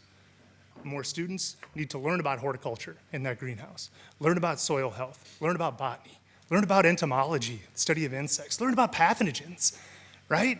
That is a career pathway in that greenhouse that we can utilize. And that is an environmental education asset that we should be prioritizing and expanding upon. And as we transition into more native plantings, more perennials, as is requested by many of our community members across all of our different, I don't know, what do you guys, wards? That's what it is, right? Wards, sweet, I got it right. We should be expanding upon what our greenhouse can do for us because it is going to save us money in the long run. Now, I don't know all these detailed numbers, but everybody else does. I speak in a way of outcomes. And I can tell you right now that if it were not for the focus on sustainability in this community, if it was not for the National Mississippi River Museum and Aquarium, if it was not for the natural assets and the flowers and the beautiful planters and the work that our horticultural team does with our Parks and Recreation Department, I would not be here. I would not be living here. And I can tell you there's a lot of people like me that would not be here either. So these areas in particular, we need to be prioritizing. We need to be investing in. We need to be finding ways in order to lift these areas up and these people up because they are creating a community that will attract and retain a workforce and will keep young people here in Dubuque, which is what we all want. So for that, I very much thank you for your time. I very much thank you for your efforts. Dubuque, as a sustainable city, has made leaps and bounds in what it means to value our relationship with nature and leverage the Mississippi River and other amenities that we have at our disposal. So again, thank you for listening. Thank you for the time. Go State. I don't know. Thank you, Jared, for your comments. I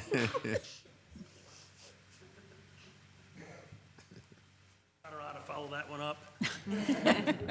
Hey, this is Scott Ganchert. I live at 988 Mella Drive. Hearing all the comments about the renewals and the rebuilding of downtown buildings and streets and infrastructure. I also own a building at 700 Cedar Cross Road. It's about a one-block section of Cedar Cross Road that has no curb and gutter, no storm sewer. There's great development at the, I don't know if it goes south or east on Cedar Cross. It's awesome. Then you come up to our section, go up a big hump, and it's just, the asphalt's falling apart. I mean, it's been on the books for 25 years, then it goes off. Every 5 years it comes up, then it goes off. And I think, Mike, you've been here long enough to know how long it's been on there. I'm just wondering why it keeps coming off and nothing gets fixed. So I would appreciate if somebody could get this back on the roll so we could have Cedar Cross Road finished. So I've been told by our realtor that it's 11,000 cars a day go by our building. That's an awful lot of traffic, and that's without the apartments that are being built. So Appreciate your time. Thank you, Scott, for your Thank comments. you.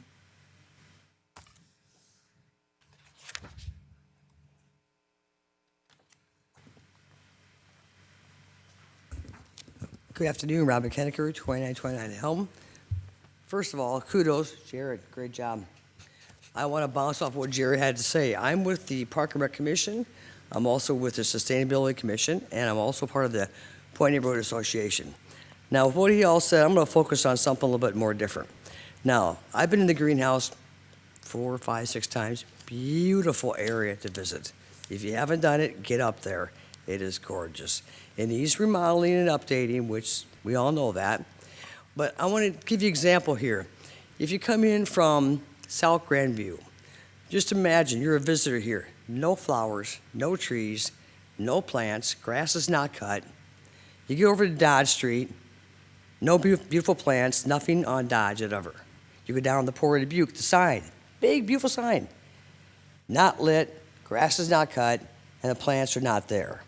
We go over the B Branch, same resolution, nothing over there. People come to this town for beauty also. And they want to see the plants, and it takes a lot of time to trim them back, cut them back, to give water to these plants, and keep them vibrant and beautiful. I mean, they do a great, really great job with them, they really do. We want to keep Dubuque looking beautiful, and part of that is, they use the trails, they use the walkways, they walk the streets. How many people are going down Main Street, Bluff, and different areas, and uptown, Eagle Point Park? They love the beauty of the area and what's going on in Dubuque. And if that doesn't get you going, think of it this way. This is the year 2026. This is our 250th anniversary of our birth of our country. They're going to celebrate this summer in Dubuque. They're going to really celebrate. Now let's add on RAGBRAI. Coming in the middle of July to the end of July is RAGBRAI coming through Iowa and up here in Dubuque. They're going to have places to stay, places to eat food, look at the beautiful venue, the plants, the trees, the location. They're going to see all that. Now let's talk about the Field of Dreams. That's coming in here with the new ballpark. All kinds of amenities going out there. The Ghost Players play for free 3 times a year out there in Dyersville. You know how many people stay in Dubuque for hotels and restaurants and give back to this community? That's all economic money coming back to this community. And when you have beauty beyond the stars, if you want to call it that way, they love it. And they comment about it all the time. Who does the plants? Who does the trees? Who does the sidewalks, the grass? Like, oh my God, it's so meticulously done. So they want to say thank you to all of you. And I hope that when you do the budgets, you keep that in mind. Keep the beauty alive, and let's keep Dubuque striving, because 2027, I guarantee you, we've had a much better year. Thank you. Thank you, Robin, for your comments.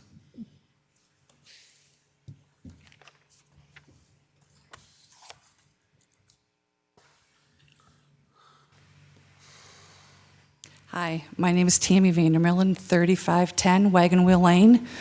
I am a long-term Dubuquer. I just recently had to move to the Green Bay area, and I was there for about 3 years, and I know property taxes are about the same. I couldn't believe the beautification up there of the flowers, the roundabouts, the trees, grass, of course, all the animals up there, and I was complacent living here in Dubuque. And then when I went up there, my eyes were wide open to everything was natural, just beautiful and clean. I mean, I have to say the word clean a lot. So I moved back to be with my son, and I was a little bit embarrassed kind of coming back because Grandview, what happened to it? I know there's a lot of focus on the millwork and some other areas, but what about JFK? I mean, I know the snowplows go and there's no place to put, plants like right there on the road, but some of the establishments could have some plants, but I have to live here because I want to be close to my son, but I do want it to be beautiful. I'd kind of like it to be how it was up in the Green Bay area. It was breathtaking. So, I would also like to see Dubuque to be even prettier. I don't know other word to use, but just prettier. I do want to invite family and friends from my New York and Green Bay area, and I want it to be like their place. So thank you for your time. Thank you, Tammy, for your comments. All right, anybody else? I don't see anybody else here. Anything virtually tonight? No. Okay. All right. Thank you very much. We can move on to action items, please. All right. Action item 1 is the East-West Corridor Capacity Improvement Project right-of-way property acquisition, approving the offer to buy 2300 University Avenue, which is the Butt property. Mr. Mayor, Mr. Resnick. I move to receive and file and adopt the resolution. Second by Wethel. Motion by Resnick, second by Wethel. Mike, please. Thank you. Assistant City Engineer Bob Schissel is recommending City Council approve the offer to buy real estate and acceptance agreement between the City of Dubuque and Stephen J. Butt Trust and Patrick J. Schroeder Trust for the property located at 23 University Avenue, and authorize the city manager to execute the purchase agreement.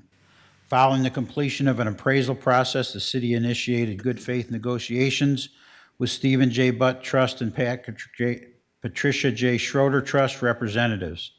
The city presented an offer to buy this to the seller for the just compensation valuation amount of $650,000, which has been accepted by the seller. The adopted fiscal year 26 budget includes $1 million to continue advancement of the development of the East-West Corridor capacity improvements along University Avenue. I concur with the recommendation and respectfully request Mayor and City Council approval. Thank you, Mike. Any discussion? Mr. Resnick. Well, I'm going to vote for this. I just wanted to say, the public who was just speaking with us just reminded me what a beautiful place that was to drive by, the Butt Florist there.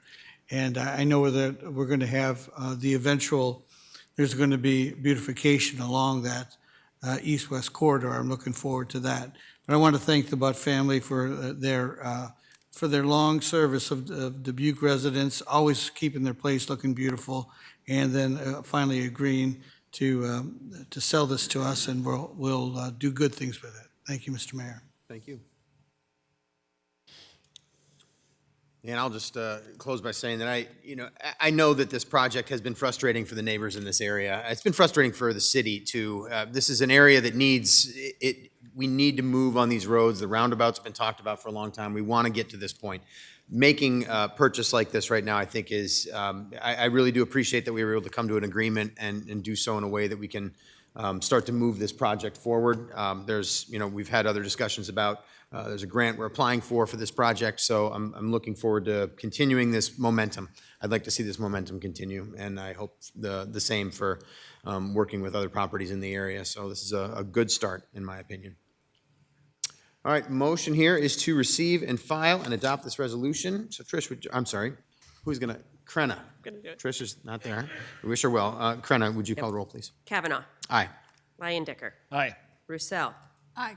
Wethel. Aye. Staver. Aye. Sprank. Aye. Resnick. Aye. Motion passes 7-0. As a reminder, action item number 2 was pulled from the agenda at the request of the applicant, so we will move to action item number 3, which is the Federal Emergency Management Agency Building Resilience, Infrastructure, and Communities BRIC grant application for the Bee Branch Creek Watershed Flood Mitigation Project. Mr. Mayor, Mr. Sprank. I motion that we receive and file and approve. Second. Motion by Sprank, second by Roussel. Mike, please. Thank you.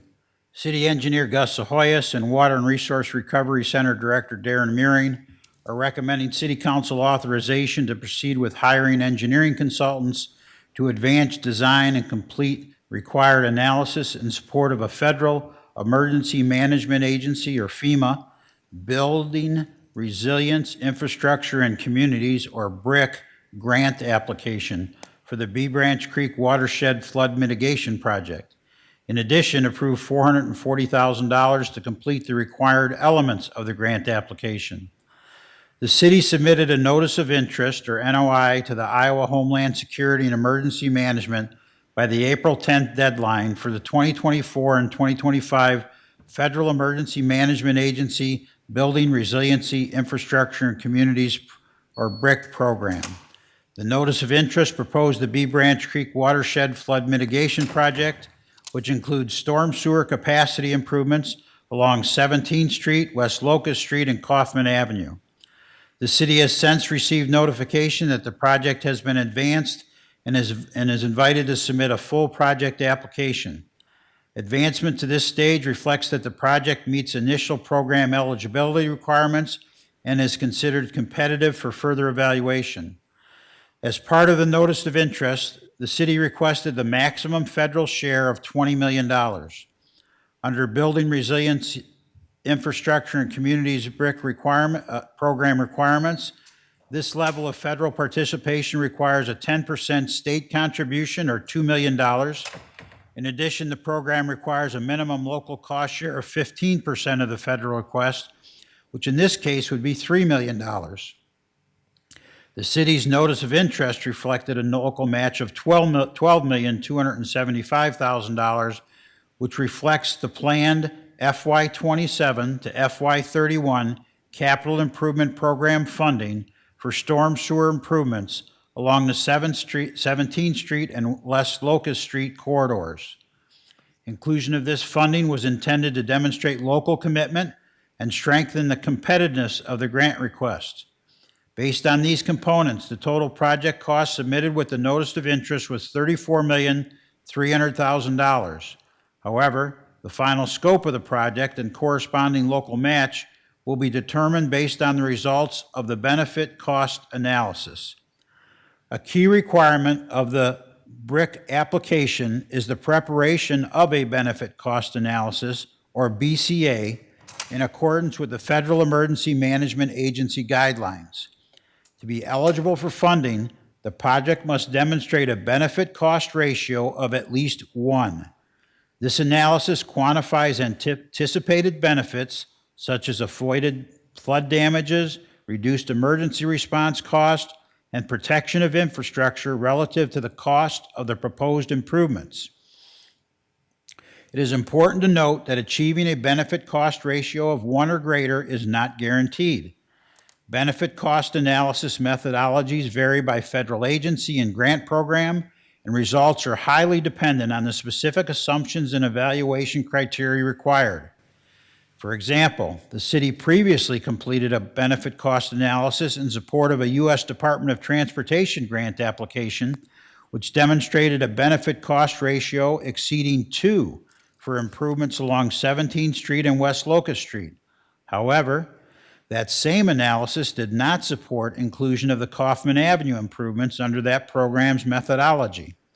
The Federal Emergency Management Agency Building Resilience Infrastructure and Communities program utilizes a different methodology, and results may vary accordingly. As such, the outcomes of the benefit cost analysis will directly determine which project components, if any, can be competitively advanced with the application. The project scope to be included in the BRIC application will therefore be developed through a combination of identified system needs and the results of the BCA. At this time, the city anticipates evaluating a series of improvement segments, including, number 1, storm sewer improvements along 17th Street at the downstream end near the Bee Branch Creek, including conveyance beneath the railroad corridor. Number 2, storm sewer improvements along 17th Street from Hebe Street west to Locust Street. Number 3, storm sewer improvements along West Locust Street extending northwest with a potential termini at the Angela Street, Kirkwood Street, or Rosedale Avenue. And 4, storm sewer improvements along Kaufman Avenue from Klein Street west to Kane Street. Each of these segments represents a definable increment of flood mitigation benefit and carries an associated capital cost. The estimated construction costs for each of the identified improvement segments are summarized in the table below. These costs represent planning level estimates and will be refined as design advances. The first segment, 17th Street downstream of the creek crossing, is $5.5 million. 17th Street, Hebe Street to West Locust is $10.5 million. West Locust Street from Hebe to Angela is $5.8 million. West Locust Street, Angela to Kirkwood is $5.6 million. West Locust Street, Kirkwood to Rosedale is $11.3 million. And Kaufman Avenue, Klein to Kane is $15.8 million, for a total of $54.5 million. The benefit cost analysis will be used to evaluate which improvement segments or combination of segments can be supported under Federal Emergency Management Agency's methodology and competitively advanced through the BRIC application process. As a result, the final scope of improvements included in the application will be informed by both system needs and the outcome of the benefit cost analysis. The city must also coordinate closely with the Iowa Homeland Security and Emergency Management, which serves as the state's administrator for the BRIC program. Iowa Homeland Security and Emergency Management provides technical guidance and review through the application process to ensure submissions meet Federal Emergency Management Agency requirements prior to advancement. This coordination is critical as applications submitted through the Iowa Homeland Security and Emergency Management are expected to be complete and technically sound, allowing Federal Emergency Management Agency to focus on scoring and ranking rather than resolving deficiencies. Iowa Homeland Security and Emergency Management has established a deadline of May 22nd, 2026 for completion of the benefit cost analysis and cost effectiveness determination. This will create a go, no-go decision point. This provides the city with approximately 30 days to complete a benefit cost analysis in accordance with Federal Emergency Management Agency methodology and determine whether the project can advance to full application. Given this compressed timeline, immediate action is required to procure engineering services. Based on similar efforts and the accelerated schedule required, the estimated cost to complete the benefit cost analysis, including evaluation of multiple project scenarios, is approximately $100,000. In addition, engineering consultants will be asked to advance the project plans to the 90% design level by July 15, 2026, which is the deadline for submission of the competitive final draft to the Federal Emergency Management Agency.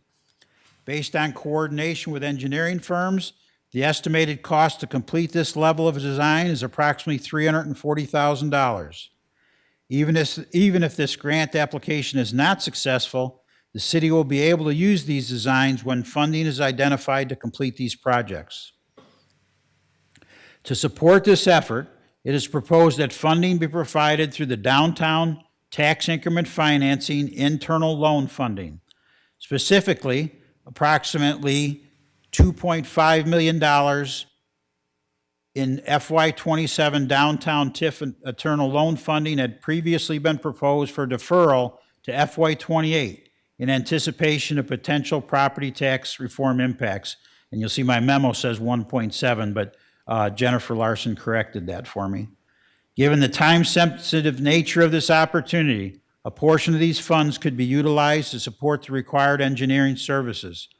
This approach allows the city to advance a competitive grant application while leveraging existing planned resources and maintaining flexibility for future funding decisions. Advancing the design to the 90% level not only strengthens the grant application by improving cost certainty and clearly defining project scope, but also provides lasting value to the city, independent of the grant outcome, by positioning the project to move more efficiently toward bidding once a viable funding strategy is assembled. They recommend that the city proceed with hiring engineering consultants to develop a benefit cost analysis in accordance with the Federal Emergency Management Agency Building Resiliency, Infrastructure, and Communities Program requirements, and to advance the engineering design of the proposed improvements to the 90% level. These efforts are necessary to determine project eligibility, support a competitive grant application, and position the project for timely implementation upon identification of a viable funding strategy. I concur with the recommendation and respectfully recommend approval to hire engineering consultants as necessary to provide a benefit cost analysis, advancing the engineering design of the proposed improvements to the 90% level, and develop a FEMA BRIC grant application for the Bee Branch Creek Flood Mitigation Project, specifically for the 17th Street and West Locust Street and Kaufman Avenue storm sewer improvements, including the $440,000 to complete the application. Thank you, Mike. I'll start us off on this discussion, I think for the benefit of everybody who's thinking about this. So one of the things that I learned really quickly in my trips to Washington to meet with the different departments that we have to meet with is the BRIC grant is a particularly difficult grant to chase. It requires highly specialized planning, essentially, which I think is the nature of the proposal here, to be able to put to be able to get a consultant to be able to work on this in a very short time frame. It has been striking to me, that I think we have a good proposal to be able to chase this grant. And I think we have for years. I actually think that we have a project that is clearly needing to be done. I've looked at where these BRIC grants have gone in other communities and have seen things that are similar to what we're looking at here, but it's really challenging to do because of the benefit cost analysis. It all comes down to the math and the ratios. And what I've noticed too is that when you go to these conferences nationally, you have every single conference, just multiple presentations about BRIC grants and particularly working with FEMA. So it's an extra challenge that I think we can expect. And what I appreciate about this proposal is what I see built into it, the experiences that we've had before. So these ideas of how we have gone after this in the past, I think we've learned from those, and we're really trying to be detailed in this proposal and really trying to chase this quickly and as effectively as we possibly can. This funding would be incredibly helpful for these projects that we're talking about and hearing about frequently. So the flooding that we're experiencing on the streets downtown, specifically 17th and Locust and Kaufman Avenue, as I mentioned here. So I just wanted to give everybody that context because I think this is a worthwhile proposal. I think we should support it, and I know I plan to, and be happy to talk more about it. But those are my thoughts to begin with. Mr. Resnick. Thank you. So, really quick turnaround here in May. Are these federal funds allocated in fiscal year 2026? Or is this future funding? So it's my understanding that this was a program that exists when the new administration came in, but they had decided to not move forward with the program immediately. So I think this is an accumulation of a couple of years of funds that were appropriated by Congress now that the administration has decided to move ahead with the grant program. So this is allocated already? That's my understanding, yes. All right, and if FEMA goes away, that doesn't put the funds at risk, because I've already, been hearing different things about, those type of things. But since the money has been allocated and it is sitting somewhere, I hope, and it'll be used regardless of any other changes that might happen in the federal government. I suppose that you can't answer that, what will happen if something happens, but. Well, you never know what can happen, but what I do know is that the administration has decided to move ahead with the program, so I don't know what would change their mind. And so once they said, yes, we're going ahead with it, I think they're going ahead with it. I remember last year we went to DC and we were asked if we were going to actually get funded for the things that we were approved for. So have we been funded for the things that we have been approved for already? And have they allocated the funds that were set aside for the city of Dubuque? I think the best way to answer that is we have no reason to believe we're not going to get the funding. I know you said the word competitive several times. So, so is it bigger the number, the better? 1.0 is a minimum, but are they looking for the biggest numbers? Is that part of what they're doing? A 3.0 is better? So I would assume so. My guess is that, they want the greatest benefit they can get by their investment. The same thing we do locally here. We leverage private investment all the time with our grants and support. So I would bet that probably is part of it. Another key part is this 90% completion on design. Now, some of these projects, we already have a lot of design work done, and I think it's in Darren and Gus's memo. I think, like one is 60% and one is 35%. But they basically tell you have to be at least 90% to apply, because they want to make sure that you're gonna do the project and you're gonna do it quickly. Not you're gonna take a whole bunch of time after you get the grant to actually then do the design work. Well, our team is really good, as you mentioned, as the mayor mentioned. And I know that we do have a close relationship with our federal partners, and they have been positive to us many times. And I appreciate the words of the mayor with his optimism. So I was trying to total up all the money that, I don't want to say is, we have at risk, but the upfront money that we're using, you mentioned $100,000, the 440 is going to be coming as part of the grant.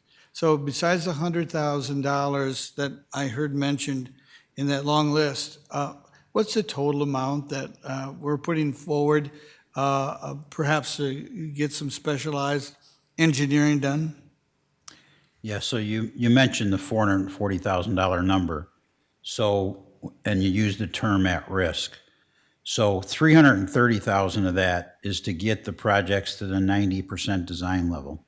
Well, whether we get this grant or not, we are gonna, it's in the city budget to do part of the 17th and Locust project, part of it. And of course, someday you plan to do it all. So that's not at risk at all. It's a good investment. It's just a little earlier than we might have done the design work. Really, the only thing is the $100,000 for the cost benefit analysis. If we spend that money and then we don't get the grant, well, that cost benefit analysis, if we ever apply for another grant, we'll have to do another one. They won't take, this year's and say that's good enough. So I guess you could say that $100,000 is at risk, but the risk is to get a $20 million federal grant, which I think we've got some very compelling reasons to get that grant. So I think it's worth that $100,000, as the term you use, risk. Well, I'm confident with our team. I'm confident with our partnerships, and so I am going to support this. And this would be very beneficial, obviously, for our city, for our residents. It's big safety. It's a big safety concern. Flooding and so much other things going on with this. So thanks to you and the engineering department to take this on. It's a part of their many projects they have, and I appreciate that. Thank you, Mr. Mayor. Yeah, Ms. Russell. Thanks. This is such an important project for our community, and because we have such a compressed timeline to apply for this huge amount of money, I think it makes sense to utilize a consultant. There was one question I had. I noticed it said something about a state match. Do we have that, or would we get that if we get the grant, or is that kind of questionable? So I can tell you that Director of Strategic Partnerships, Anderson Sansey, and then Terry Goodman, our strategic partnership consultant, have worked very closely with the state of Iowa, as has our engineering department. And as a matter of fact, I personally and some other city staff were on a webinar they did today for people that submitted a letter of interest. The state did. And we have assurances that if we get the grant, they'll come up with the $2 million match. Great, thank you. Thank you. Ms. Wethel. I, too, am hopeful that this is something that we would receive from the federal government. But if I've learned anything in this role, it's that shovel-ready projects win. And so even if we would be unable to attain this, my thought is we are absolutely going to need this for the next opportunity. And so whether we do it now or we do it when the next thing comes along, the idea of being shovel-ready, plan-ready, engineering-ready to me matters. And I think it's important we do it now. Thank you. Thank you. Yeah, and I apologize, but your point is well taken, because as it said in the memo, we previously applied for a DOT grant. So, this isn't the only opportunity we'll ever see to apply for a grant for these projects, and we'll continue to look for them and pursue them. Mr. Sprank. Thank you. I know this is a goal and a priority. We want to see the B Branch project finished. I like that this is an opportunity and a funding mechanism to finalize this project. So I'm definitely going to be approving it. And I agree with Ms. Wethel about the idea of shovel-ready projects. If we don't have our paperwork in order, we won't be able to be successful with getting grants. And even if we don't get this one, maybe we can get some partial funding. Who knows? I'm just going to approve it because we know we need it. So thank you. Mr. Staver. Yeah, I just had a question on, so the 340 to get us to 90%, what's the shelf life of that kind of plan?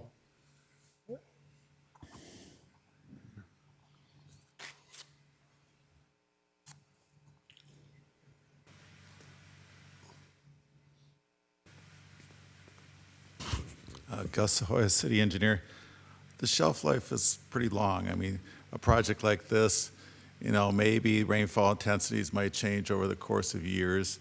I know that we've seen increased storms and we might have to tweak it a little bit, but I'd say if we look 5 or 10 years in the future, it might still be like 90-95% what we need.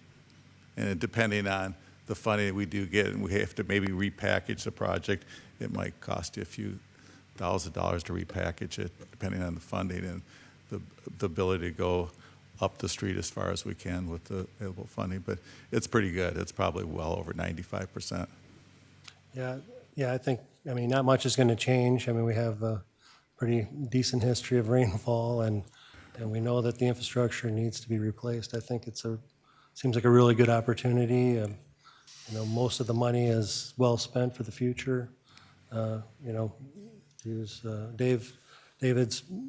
you know, we got $100,000 at risk potentially, Right. but I think the upside's so huge, you know, you have to do it. So I'll be supporting this for sure. Thanks, Thank Mr. you. Staver. Anything, Mr. Landecker? No? All right. Okay, thanks, Gus. All right.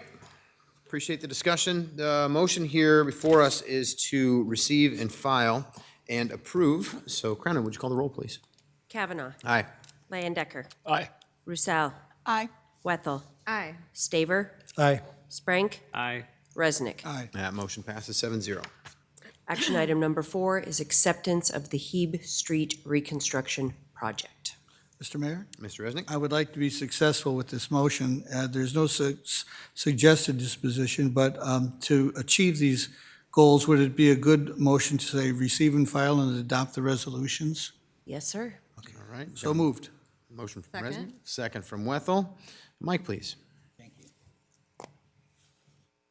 Assistant City Engineer Bob Schlissel is recommending City Council accept the public improvements and authorize the payment of the final contract in the amount of $601,779.84 to Perk Tobin Construction for the Hebe Street reconstruction project.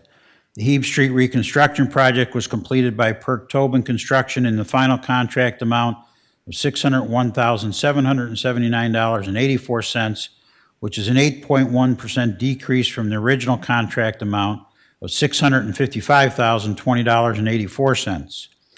Based upon final construction costs, the total amount of special assessments for all associated improvements, including street, private sanitary sewer laterals, and private service laterals, is in the amount of $65,028.65, which is 12.95% or $9,676.97 below the preliminary schedule of assessments estimate that were presented to the property owners as when approved and adopted by the City Council at the project public hearing.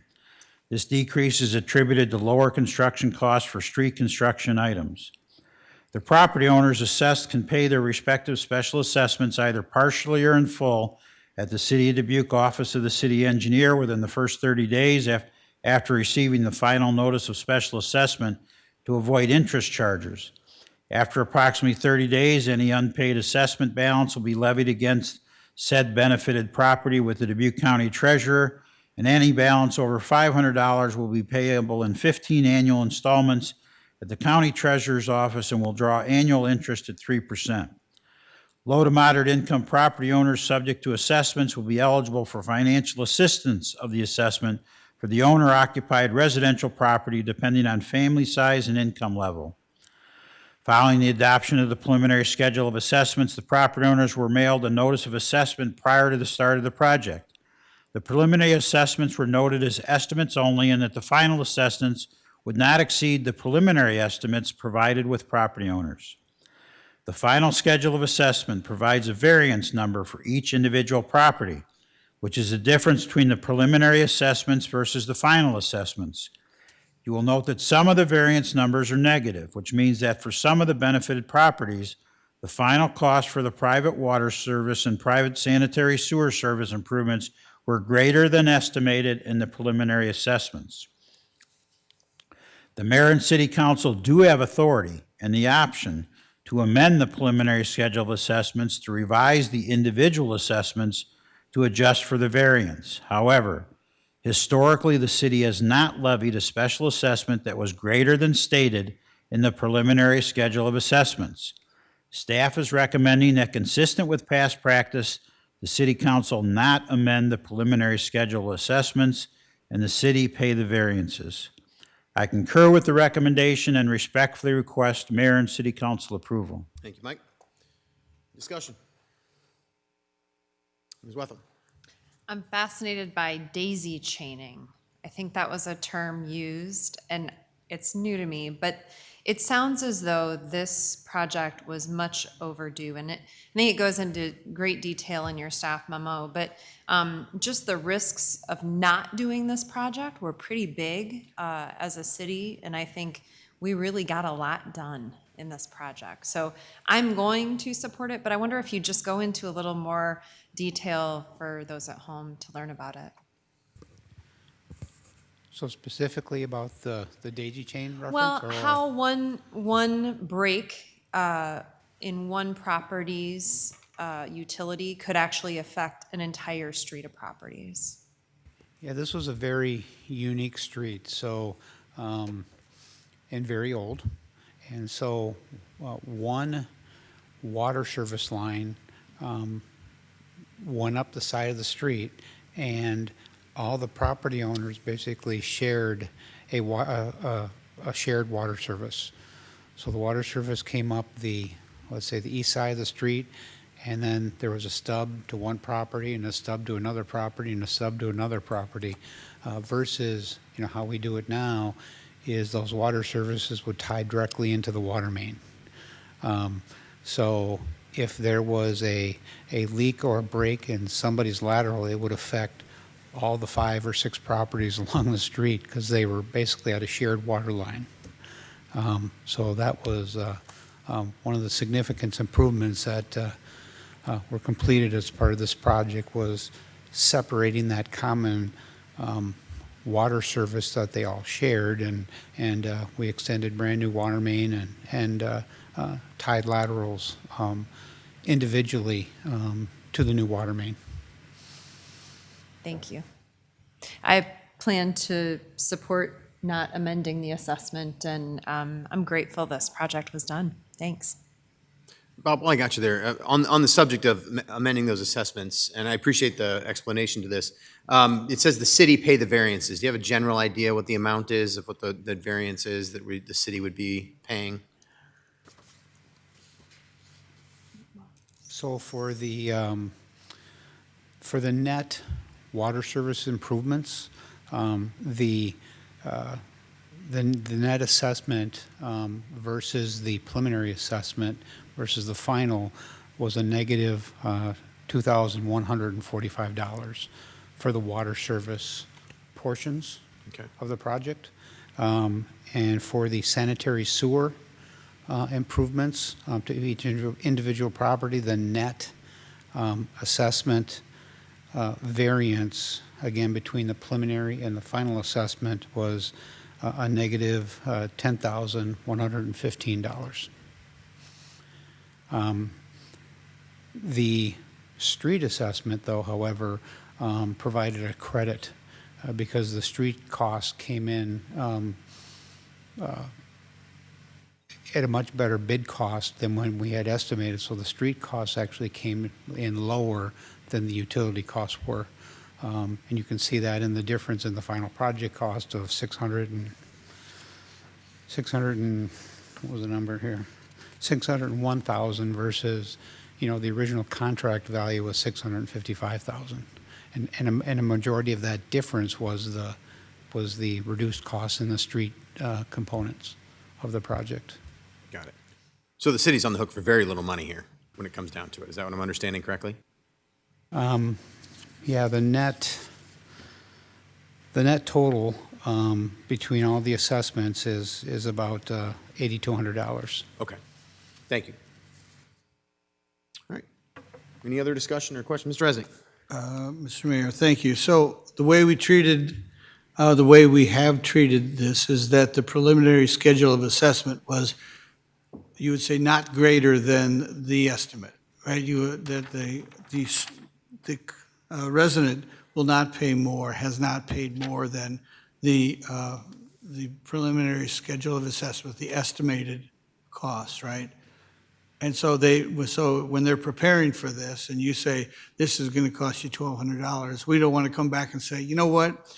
It's $1,350, right? So is that what we're kind of voting on? Because I would be in favor of not raising what we have these folks preparing to pay. That is correct. So the preliminary assessment that was sent to the property owners and that was adopted by the mayor and city council is kind of like that's our maximum quote, so to speak. And historically, we've always honored that quote on what your cost would be. In this case, for some of the water and sewer items, the final cost came in a little bit more. So we're honoring what we quoted them in the preliminary assessment. And Hebe Street is an amazing street, isn't it? I mean, it's Old Town Dubuque, named after a Hebe who was a brewer, and he had it says here he had the largest brewery in Iowa. Imagine that in Dubuque, Iowa, and it was right down there. So he's German, and it's a very interesting historic name, and they just don't make Hebe streets anymore, do they? I mean, it's a very unique place. So I've been up there many times. I have a friend who lives up the hill. It's very park-like. It's very separated from the downtown. It's right there, but lots of big trees, lots of neighbors who get along with each other. They got to share the road, and it's got this super slope on it, which thanks to Public Works to keep that clear during the winter, because that's challenging. But I appreciate what you've done, and I will also plan to support this. Thank you, Mr. Mayor. Mm-hmm. All right, motion here is to receive and file and adopt the resolutions. Any other discussion? All right, Brenna, would you call the roll, please? Kavanaugh. Aye. Leyendecker. Aye. Roussel. Aye. Wethel. Aye. Staver. Aye. Sprank. Aye. Resnick. Aye. That motion passes 7-0. Action item number 5, funding recommendation, Sustainable Dubuque Community Grant Program. Mr. Mayor, Mr. Resnick. I move to receive and file and adopt the resolutions. Second by Wethel. Motion by Resnick, second by Wethel. Mike, please. Thank you. Director of Sustainability Gina Bell is recommending City Council approve the recommendations of the Resilient Community Advisory Commission regarding Round 33 funding of the Sustainable Dubuque Community Grant Program. The total recommended funding for this round is $14,625, exhausting the fund for the year.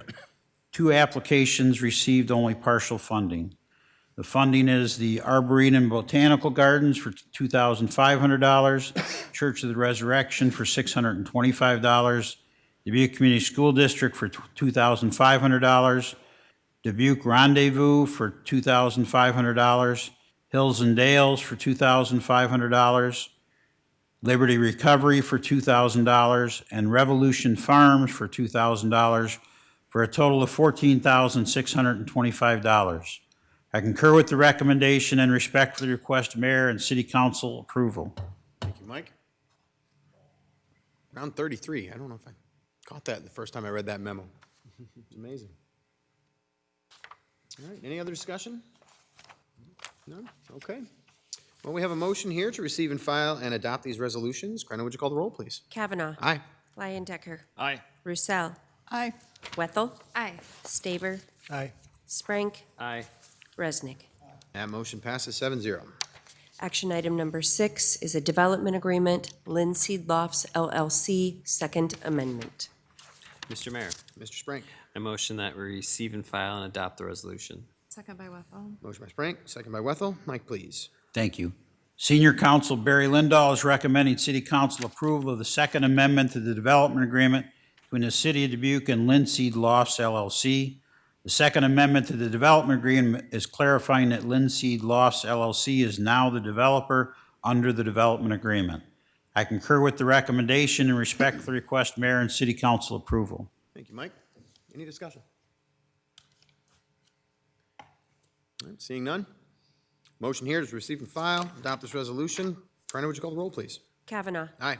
Lyon Decker. Aye. Roussel. Aye. Wethel. Aye. Staver. Aye. Sprank. Aye. Resnick. Aye. That motion passes 7-0. Action item number 7 is an ordinance amendment, Division of Revenue in the Dubuque Industrial Center Economic Development District Urban Renewal Area. Mr. Mayor, Ms. Roussel. I move to receive and file, and further move that the requirement that a proposed ordinance be considered and voted on for passage at 2 council meetings prior to the meeting at which it is to be finally passed be suspended. Second by Wethel. Motion by Roussel, second by Wethel. Mike, please. Thank you. Economic Development Director Jill Connors is recommending City Council approval of version 2026.1, the amended and restated urban renewal plan, and is also recommending that the City Council approve the ordinance attached hereto for the Dubuque Industrial Center Economic Development District. The primary goal of version 2026.1 of the amended and restated plan is to expand the district by creating a new sub-area Y. The expansion of the district is necessary to encourage future development of the land in sub-area Y. The proposed sub-area Y consists of one parcel of land which is currently undeveloped. The proposed sub-area Y exists within the Dubuque Industrial Center West Industrial Park on Chavanel Road. However, the privately owned land has never been included in the Dubuque Industrial Center urban renewal area.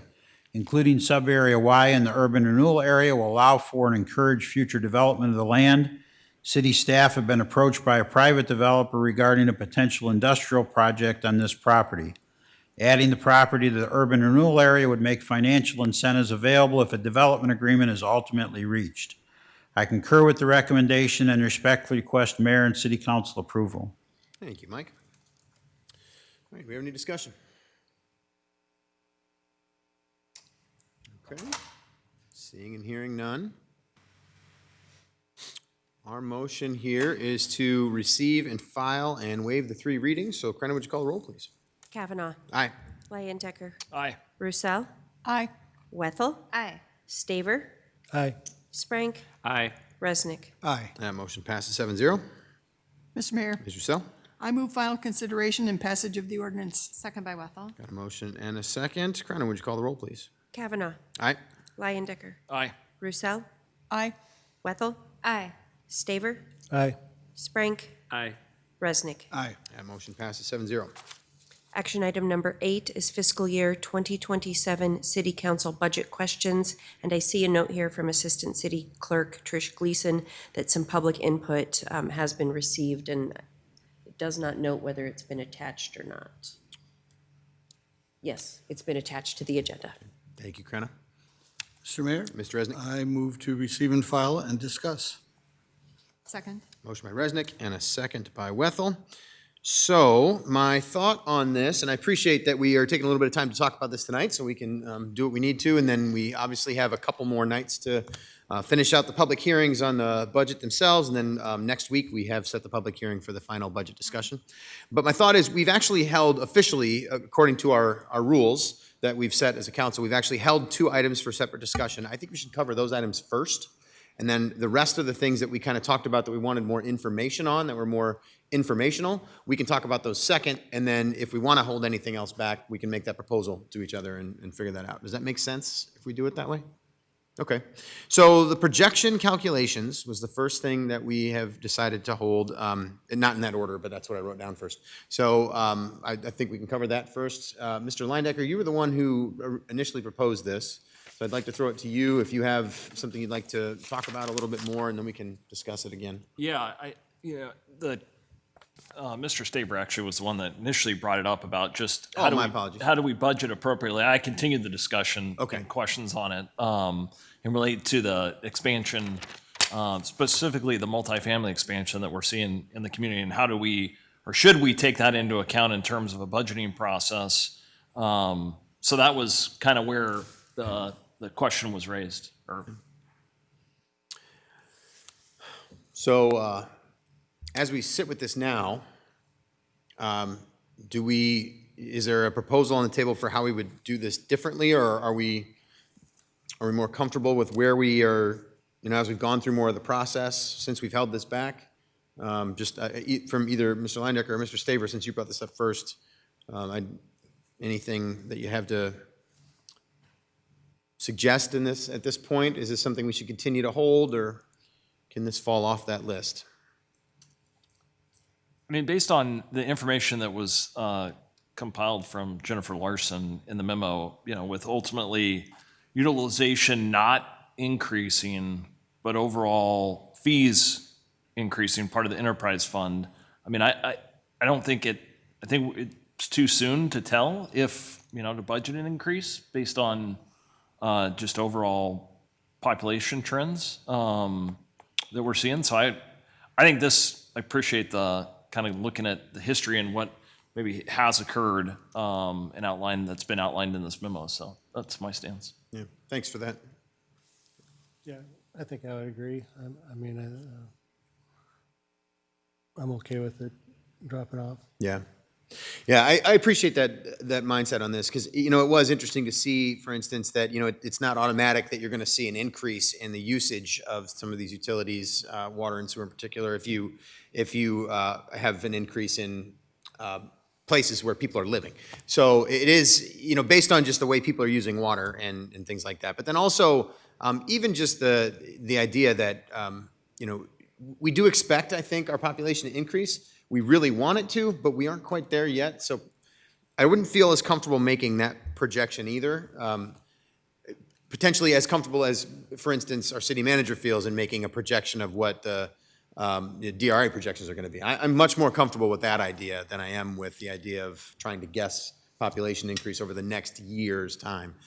But it will be interesting to learn a little bit more about this as it goes forward, because I do think this is a discussion that would be useful to restart in next year's budget discussions, depending on how things are looking and if we're seeing some major climbs in population and that type of thing. Go ahead, Mike. So if you don't mind, Mr. Mayor, there's one paragraph in this entire memo that I think encapsulates the issue, and maybe that would be beneficial for the public if I just read that one paragraph. Sure, please. It says, customers are more water efficient than ever. Modern fixtures and appliances reduce indoor use, and many residents are choosing to conserve. As a result, even with more customers, overall consumption often grows slowly or even declines. Weather has a major effect on water use. Dry summers increase lawn watering, while wet summers drastically reduce it. This volatility makes it risky to rely on residential outdoor usage to meet revenue needs. A significant portion of growth is in multifamily units or homes on smaller lots, both of which use less water than traditional single-family homes with large yards. So now that's out of a two-page detailed memo, but I think that one paragraph sort of encapsulates the issue and why we look at the prior year's use to try and determine what we project for the next year. And of course, we have no control over the weather. Right, yeah. Thanks for that. I think that was helpful to read that out loud. Thanks, Mike. All right, so am I hearing consensus that this is no longer on the list for separate discussion as something that would affect the budget in the end? Okay, I'm seeing heads shaking, so generally we're all in agreement. Okay, all right. Then the only other issue that we've actually held for separate discussion was brought up by Mr. Resnick, and it was the reserves policy and the fiscal year 27 amount that we were suggesting to put into reserves. So, Mr. Resnick, I'll give you the floor. Mr. Mayor, thank you. First of all, I have been a long time proponent of a higher reserve level. It has gotten us so many things, including a better bond rating. So, but of course, another concern that I have, that was a concern, but I also did not want to raise the tax rate for our citizens. This is a tough year. And the reserve level, I mean, the reserve is a non-recurring fund. I don't want to put us behind the 8 ball in future years. And I am satisfied with the approval tonight of the revised tax rate, which keeps it at our current tax rate. So as far as I'm concerned, I will learn more about the formula and other types of things that I'm interested in learning about as far as how do we get the reserve rate, what is it based on, et cetera. It doesn't have to be a part of this budget as far as I'm concerned, because I will educate myself over the next year. But I think what I wanted to accomplish has been done tonight by this revised tax ask. So I'm able to say that I would be willing to let that fall away. All right. Thank you, Mr. Resnick. Other thoughts on this? Mr. Yeah, Staver? I think I agree with Mr. Resnick in that, I think with the revised tax rate, we don't need to make this process any longer than it is, and I think we'll learn about this when we need. So yeah, I'd be in agreement to drop it off. Okay. I will point out, I do think that the memo that we got here from Jenny Larson is actually incredibly helpful in learning a lot about why the suggestion from staff is to keep our reserve rate around 27%.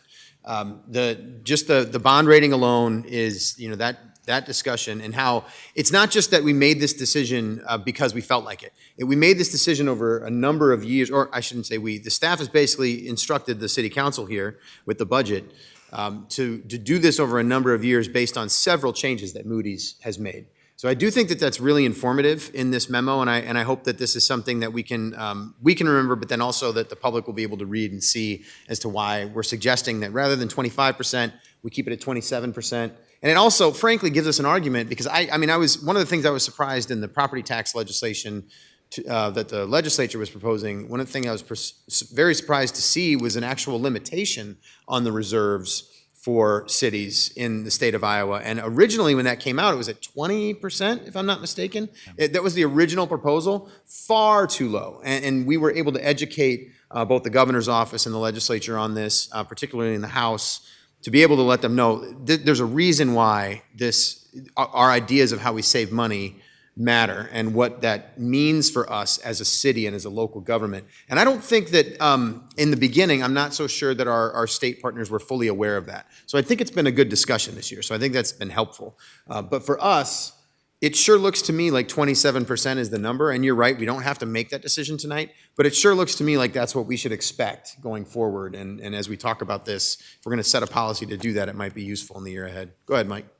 Thank you, Mr. Mayor. I'm glad you bring up the state legislation, because my recollection, the state modified that number to 35%. That's correct. So they're even saying communities could have more than we're suggesting. They're not saying you have to have 35%. They're saying that's the cap. Correct. But it is a greater amount.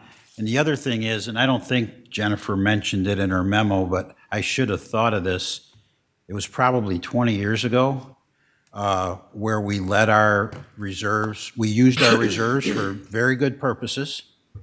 And what happened was we got a Moody's bond downgrade. Mm-hmm.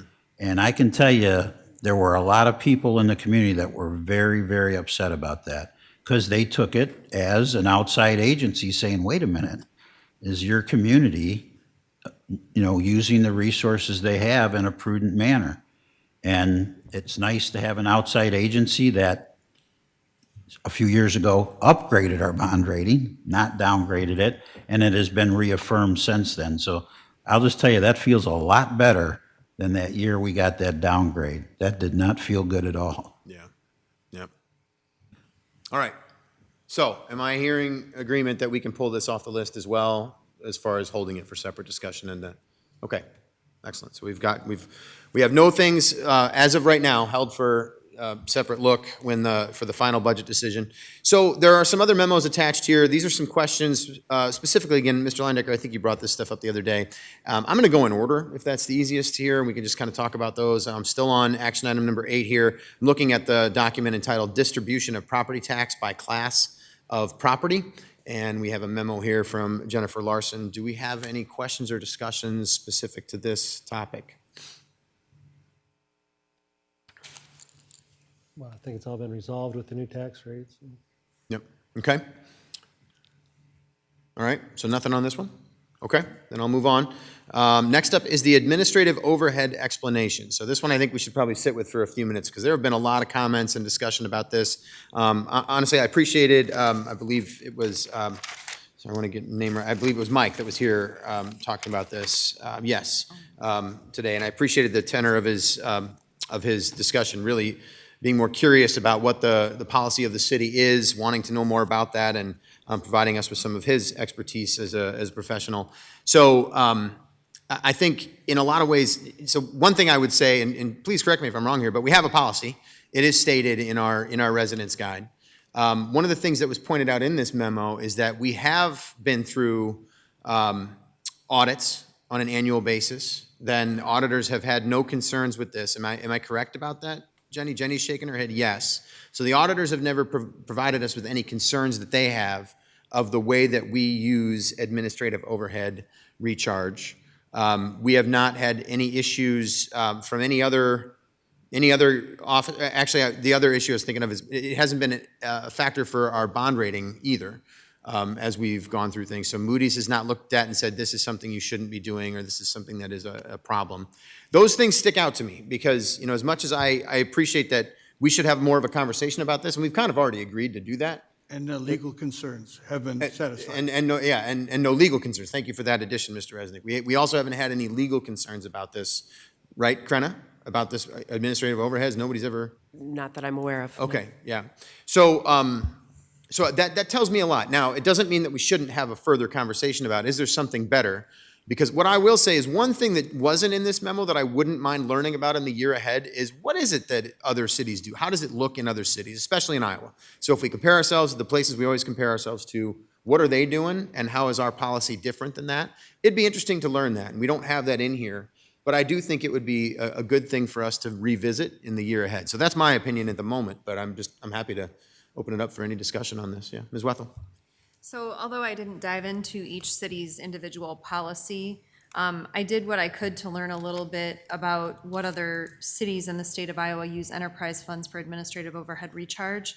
Those cities the larger ones that I pulled up, Cedar Rapids, Iowa City, Sioux City, Urbandale, Waterloo, Ames, Davenport, Decorah, Coralville. So a number of cities do what we do. Now, how they do it, I didn't dig into regarding how they make the decision of how they utilize enterprise funds for the administrative overhead recharge. And so certainly I'm always interested to learn if there's ways that we could do that make sense beyond what we're doing now. So I'm open to learning about it, but I was, made me very comfortable to see that a number of other cities in the state of Iowa do what we're doing right now. Yeah. Mr. Mayor, I can tell you what we thought of when we approved this, and we thought long and hard about it, and we can do it again. I hope, as you do, that this doesn't come between us and approving a budget. The city of Dubuque is a very successful city. There are many good reasons for that. We're financially sound. We have financial strength here. We take all these financial questions very seriously, so we can look at them again. But so I'm on the landfill board. Sometimes we use more legal services. Some years we use less. Some years we're always asking the financial department to give us recommendations and to reach out. And sometimes we don't have work that includes that. So one of the things we did is we took and knowing that, the same with all the enterprise departments, you know, they have that same way. But we need to have some kind of, I mean, we have 5-year plans for water. You know, what are the rates going to be in 5 years for the sewer service, for other enterprise zones. We have a 5-year plan. So let residents know, you know, what's going on and where it's going and why. So I don't like irregular order. I don't like saying, you know, well, let's try one thing 1 year and another thing another year. It's been very successful for us. That doesn't mean we always want to do it. But let's look it over and not think badly of something because, you know, because it could be different. And yes, absolutely. But it's worked very well. For me personally, I think the water department needs to pay for the water. And the citizens need to pay for water. If they use it, they should pay for it. Just like these other enterprise zones, they should be self-fulfilling, the landfill. We have rates that have to pay all our bills. And some of the bills are lawyer bills and finance bills and other bills that the city supplies. So, I mean, again, sometimes more, sometimes less. It's planned in our budget. We've got to last 100 years out there, right? So we need steady as she goes. And that's the system that we have done. And of course, I'm willing to look at what other cities do. It's got to be a lot better to change, though, because, again, it took us 5 years at least to get this other system going. And the idea of fairness is always an opinion with people, but we try to be fair in that, you know, we looked at it and tried to be steady and tried to be fair as possible to all of the citizens, knowing that, again, the water department has to pay for the water. We're just paying our bills, and I know Dubuque citizens are all about, you know, we need to pay our bills. We don't want to go, you know, be off on that. So this is how it was achieved, and it was really good. It's been great, and yes, there are other ways to do it, and I'm open for that. Thank you, Mr. Mayor. Yeah, thank you. Yeah, Mr. Landecker.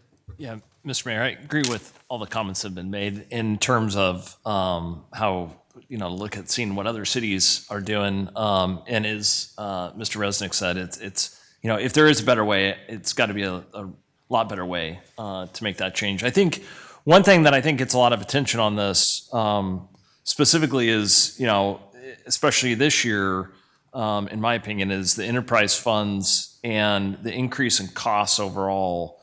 So that's something I think, you know, just there's more questions, more dialogue that's occurred because of that. I think people are wondering, you know, where those funds get allocated to, where are they going? And so I think this process has been, I think, very educational for not only myself, but I think all the residents who have questions on how this is done.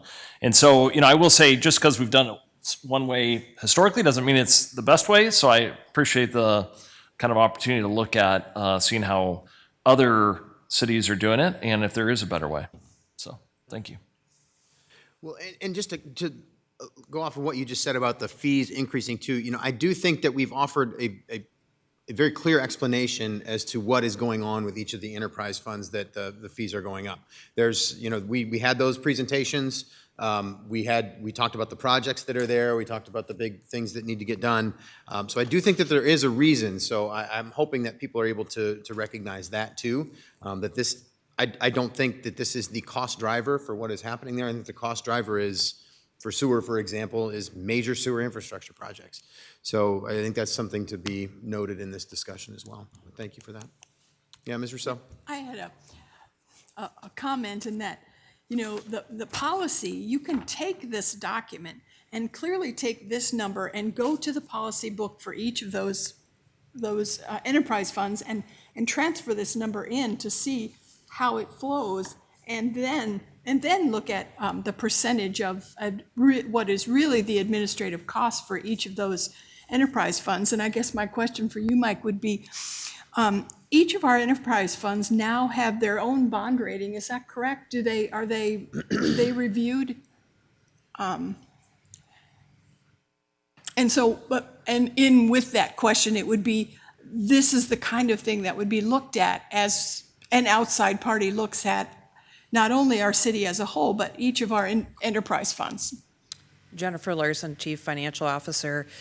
So not all the enterprise funds are rated individually. The water fund does have revenue bonds that were issued on the open market, so they do have a separate rating. But generally, in the past, we had issued general obligation bonds on the open market, backed by the full faith and credit of the city of Dubuque. And more recently, recently, as in the last 10 years, we've been issuing SRF loans, so the state revolving fund loans, which aren't required to be rated.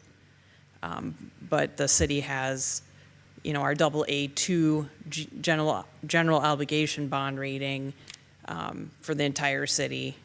And Jennifer, wasn't our water bonds, wasn't our rating increased several years ago? Yes, at the same time as the general obligation. Yeah, so we've also experienced an improvement in our water bonds rating, which is the only other one we have besides our general obligation ones. I would say, though, when we are rated by Moody's Investor Services, they do look at all of our enterprise funds as part of that rating, so. Thank you. Anybody else? I would just add that I think it's worth taking another look at, just from, seems like the public is asking for that. I think it's already been said that, we have something that works, but if we can find something that works better by looking at other, communities, I think that's a good idea. Yeah.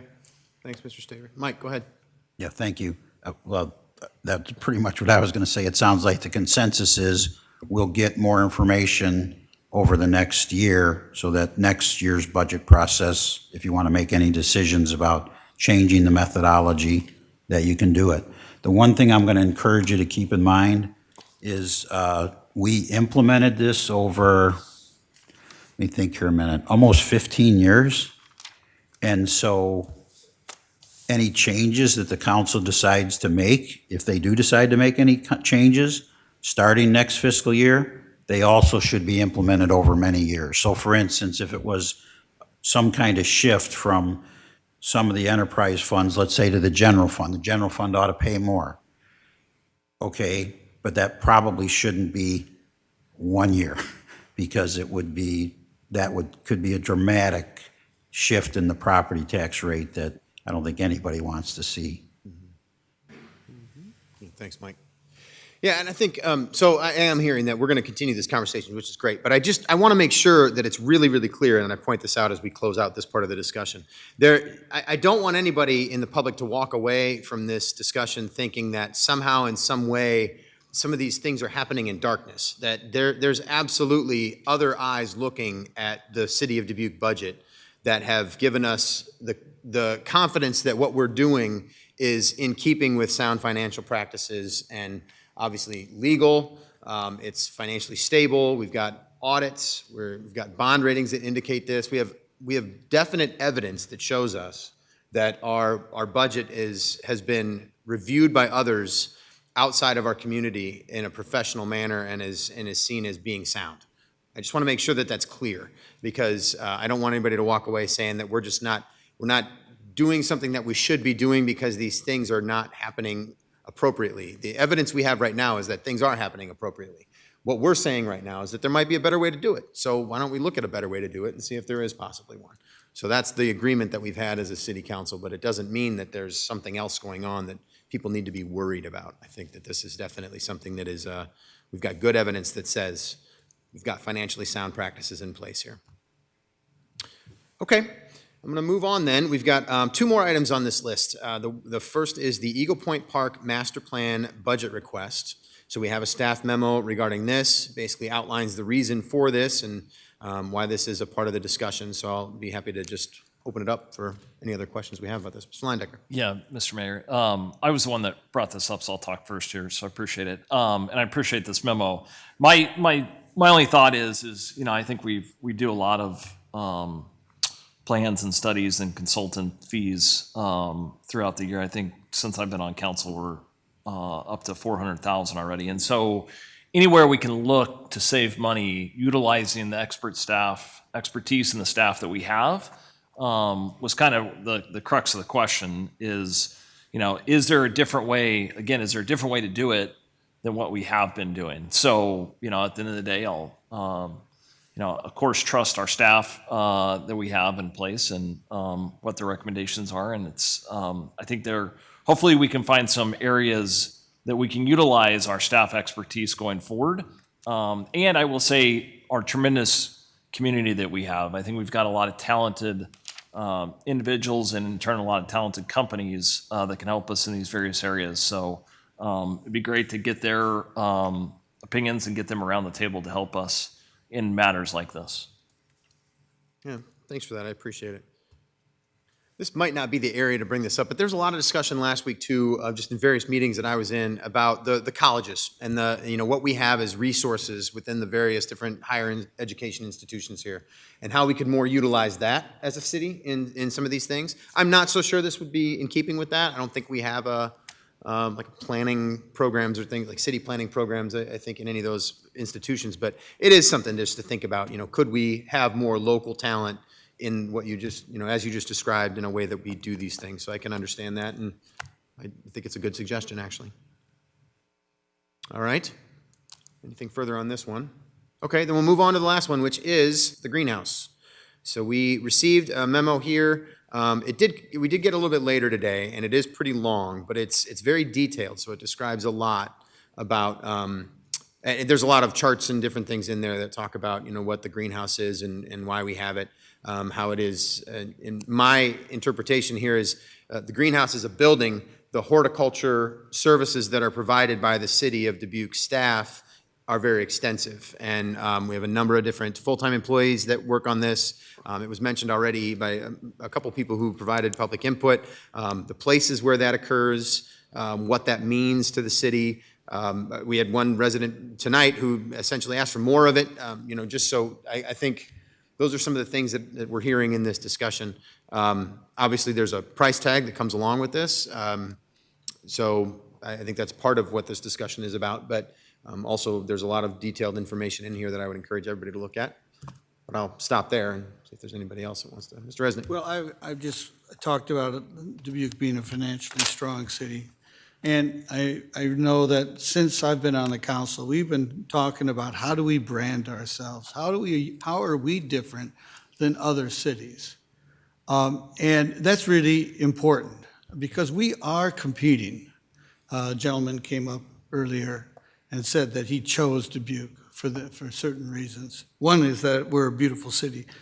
And I tell you what, the residents love it as much as the visitors. And I, like some more public input tonight, remember when we did not do the original plan on Grandview. It was, a lot of people are upset because we are a beautiful city. Our residents love that. And several times I've called Dubuque the most beautiful city on the Mississippi River. And it is. And one of the reasons is we want it that way. We have a lot of natural beauty, but, but we do work to do it. And there's a lot of, when I first moved to Dubuque, my wife was like saying, every part of Dubuque is beautiful. We're trying to find a place where we wanted to live. And from the town I used to be at, there were some definite differences between sections of town. But everybody, and it wasn't that the city was doing it, it was our residents doing the best they can with their property to really shine it up. And we were impressed with that, and our little kids, it made it challenging because there were so many great looking neighborhoods around here. And so I think that's part of who we are. I think that it's so important to our brand, I'll say a brand, it's important who we are, who we say we are, that we need to have control, more control, and really make it happen. You know, I understand how we could do it with, you know, less expensively, perhaps. It would not be better than what we're doing now, that's for sure. In a great year, it might be close to how we do it. But for consistency, for every year, we say, come to Dubuque, it's going to be beautiful, share this beautiful place with us. And, you know, and it doesn't disappoint. So many, even the citizens, their yards, just drive through Dubuque, and then you go downtown and you're like, what is this? This is amazing. So I do think that that investment is worth it. We have a lot of people, staff who work hard, and you can see them. And every year, even though it's beautiful, I'm still stunned by these baskets and things. It's like, I can't believe I live in a city like this. It's so fabulous. Anyway, that's my long-winded way to say I would like us to keep that greenhouse. It's well worth it. People spend millions of dollars to try to differentiate themselves. We have the river and we have beauty. Doesn't get better than that. Thank you. Thank you. Ms. Wethel. You know, we walked away from last year's budget believing that our community was advocating for maintenance and beautification, specifically as it relates to Eagle Point Park. And so that was a message that was driven home to me. I received a lot of feedback on that last year as far as beautification, Eagle Point Park, maintenance, let's get it done. And so I think it's unfortunate that, you know, we can see on page 10 of the memo that was provided that we break it down as far as costs, and it breaks it down even to greenhouse IPERs, okay? So we're talking about, a greenhouse is not just the building. So I had a lot of people that sent emails that said $655,000 is ridiculous for a greenhouse. But it's not a greenhouse. It's the staff who maintenance the plants throughout the city, who do the work not just to grow the plants in a greenhouse. They are out doing that beautification and maintenance and upkeep that we are so demanding, as we were demanding last year, that must be done to maintenance our beautiful parks. So I hope that this provides a context for individuals who emailed me and said, a greenhouse shouldn't cost $655,000. It doesn't. When you break it down into the specifics of what that amount is, just to review, full-time staff, temporary staff, special pay sick leave, FICA, IPERs, health insurance, life insurance, workers' comp, unemployment comp, uniform allowance, physical education reimbursement, building maintenance, electricity, natural gas, yes, but insurance for liability, telecommunications, technical services, equipment management, landscaping equipment, and vehicles. So it's not just a greenhouse, and I hope people now can appreciate that very specific, systematic outline of what that amount was. And if people have further questions, I really welcome it. I mean, I've learned a lot through the process of the greenhouse. It's the first time I had ever gotten to go, so I really appreciated the opportunity when I asked to, but I learned a lot about what they do, how they do it, and honestly, how they save us money. I don't know how else to say it.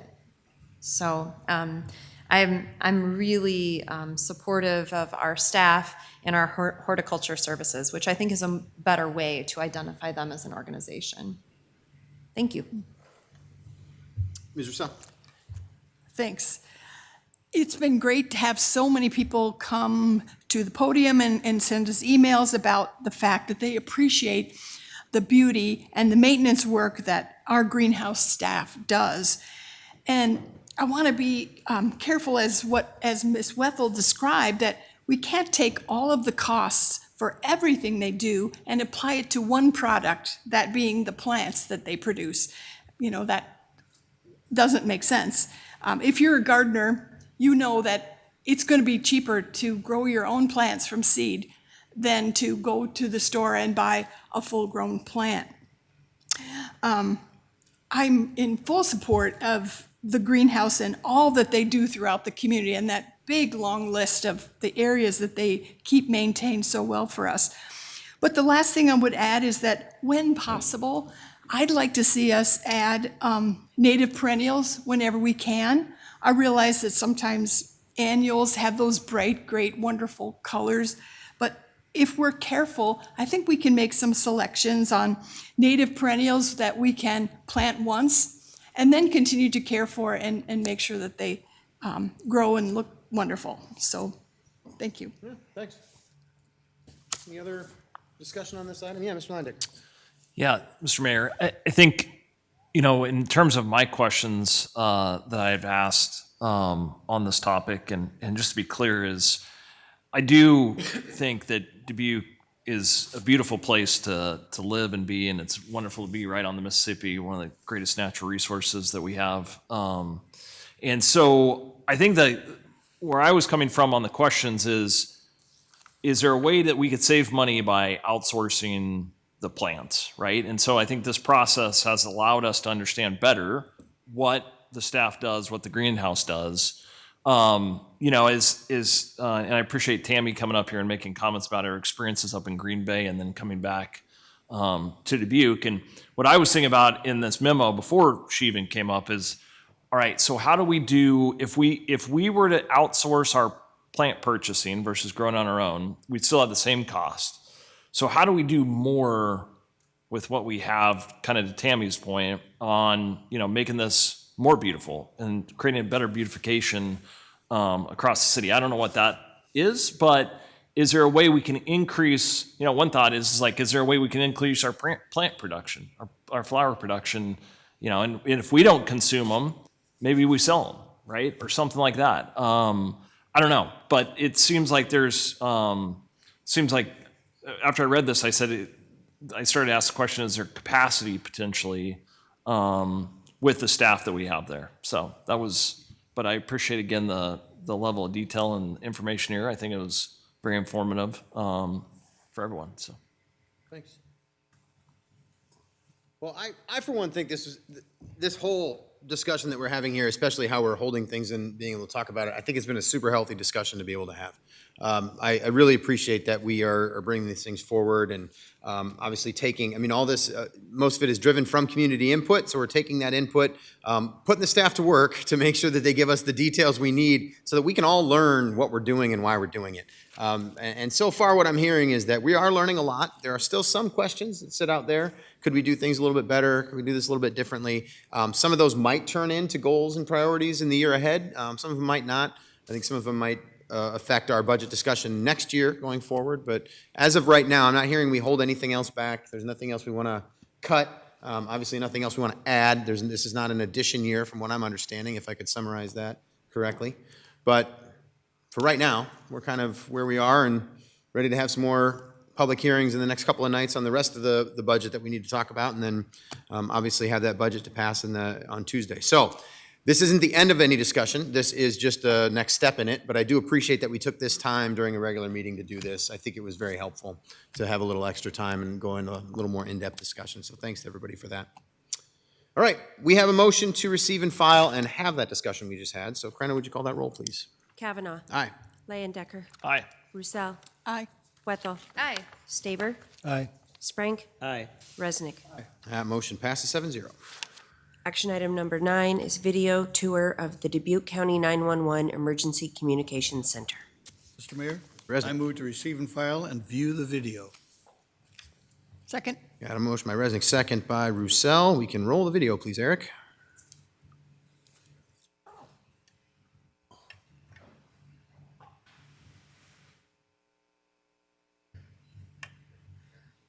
We are inside the new state-of-the-art 911 center for Dubuque County. We answer all of the 911 and non-emergency calls for all of Dubuque County. And then we dispatch Dubuque City Police, Dubuque County Sheriff's Office, all of our small towns in Dubuque County. We dispatch their police departments. And then we also dispatch Dubuque Fire and then all of the small town agencies that have fire and EMS agents we dispatch those as well. Everyone on the floor can answer the phone. There's not a specific person that's answering phones. And then they all kind of take turns of what radio they're working. One may be working a county radio, city police radio, and then another dispatcher will work the fire radios. So when we answer a call, try to get a basic idea of what's going on with them and what they're calling about. As soon as we know whether it's a fire call, a medical call, or a call where law enforcement will be responding, we have software that launches and gives us the appropriate line of questioning for whatever they could be going through. It helps us decide who is going to be the appropriate response to send to the person who's needing our help. We have overall over about 5,000 square footage. We have currently 8 councils with the ability to expand another 8 for a total of 16 if needed. We also have a conference room out here that's very roomy. We can do online trainings, we can do in-person trainings, meetings. We also have our backup center located right here. They have a nice break space. We have tons of natural light and windows, which we've never had. And then the supervisors that are on the floor also have some extra office space right off the floor to be able to have one-on-one meetings with staff or do any paperwork that they might need to catch up on. We've upgraded everything from where it was to where we are now. And that's all the way from the phones and radios to the computers. They can stand if they choose to stand, they can sit, there's heaters on the desks, there's fans on the desk. They're here for 12-hour shifts, so we want to try and make it as comfortable for them as we can. Everybody will need 911 at some point in their life. And having the best, highly trained dispatchers is top-notch for me, because our dispatchers take pride in their job. They do a lot of ongoing trainings and trying to better themselves. The job itself is the best job ever. It's a great place to work. We love what we do. We love, I think, coming here. It's really nice to have our own place.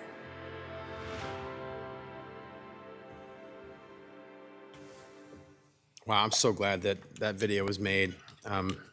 And I'm really happy to see what we just saw there. You know, there aren't too many things that make me happier than what we've all been able to accomplish with moving 911 communications to where we moved them out on the Bright Minds campus. The closet they were in before, I mean, just to have the natural light and the space to be able to move around, this is so much better. So thank you to everybody who was involved in that. And obviously, thank you so much to our dispatchers for everything that they do. As they said, everyone will need 911 at some point in their life. That's an interesting thing to think about. All right, well, motion here was to watch that, or receive and file, sorry, watch that video. Crenna, would you call the roll, please? Kavanaugh. Aye. Lyon Ticker. Aye. Roussel. Wethel. Aye. Staver. Aye. Sprank. Aye. Resnick. Aye. Motion passes 7-0. Got to tell you, I'm a little bit impressed. We've made it just past 9:30 with an agenda that long, so congratulations, everybody. Well, we do have council member reports coming up here, and then we've got a closed session yet, so do we have any reports outside of the many hours we've spent together in the last 2 weeks? Ms. Wethel. I'll be quick.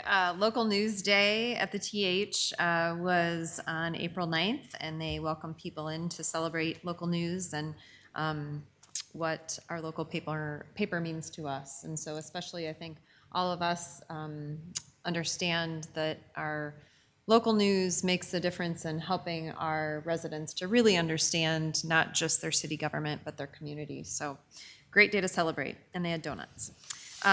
Area Substance Abuse Council, or ASAC luncheon, I attended on the 16th at Convivium Urban Farmstead, and a lot of information about how we have services in the community and regionally to serve those with substance use issues, and brave individual, Allie, who got up and spoke about her story. So very moving, very impressive, and grateful for their work.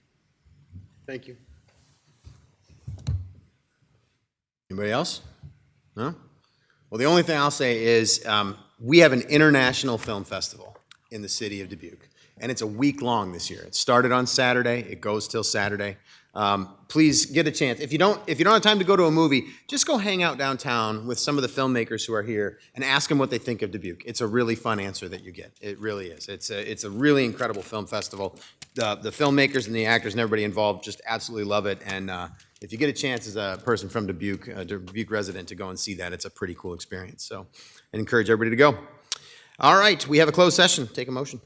Mr. Mayor. Ms. Wethel. I move that we go into closed session as closed session with accordance of Chapter 21.51CJ Code of Iowa for pending litigation and purchase or sale of real estate.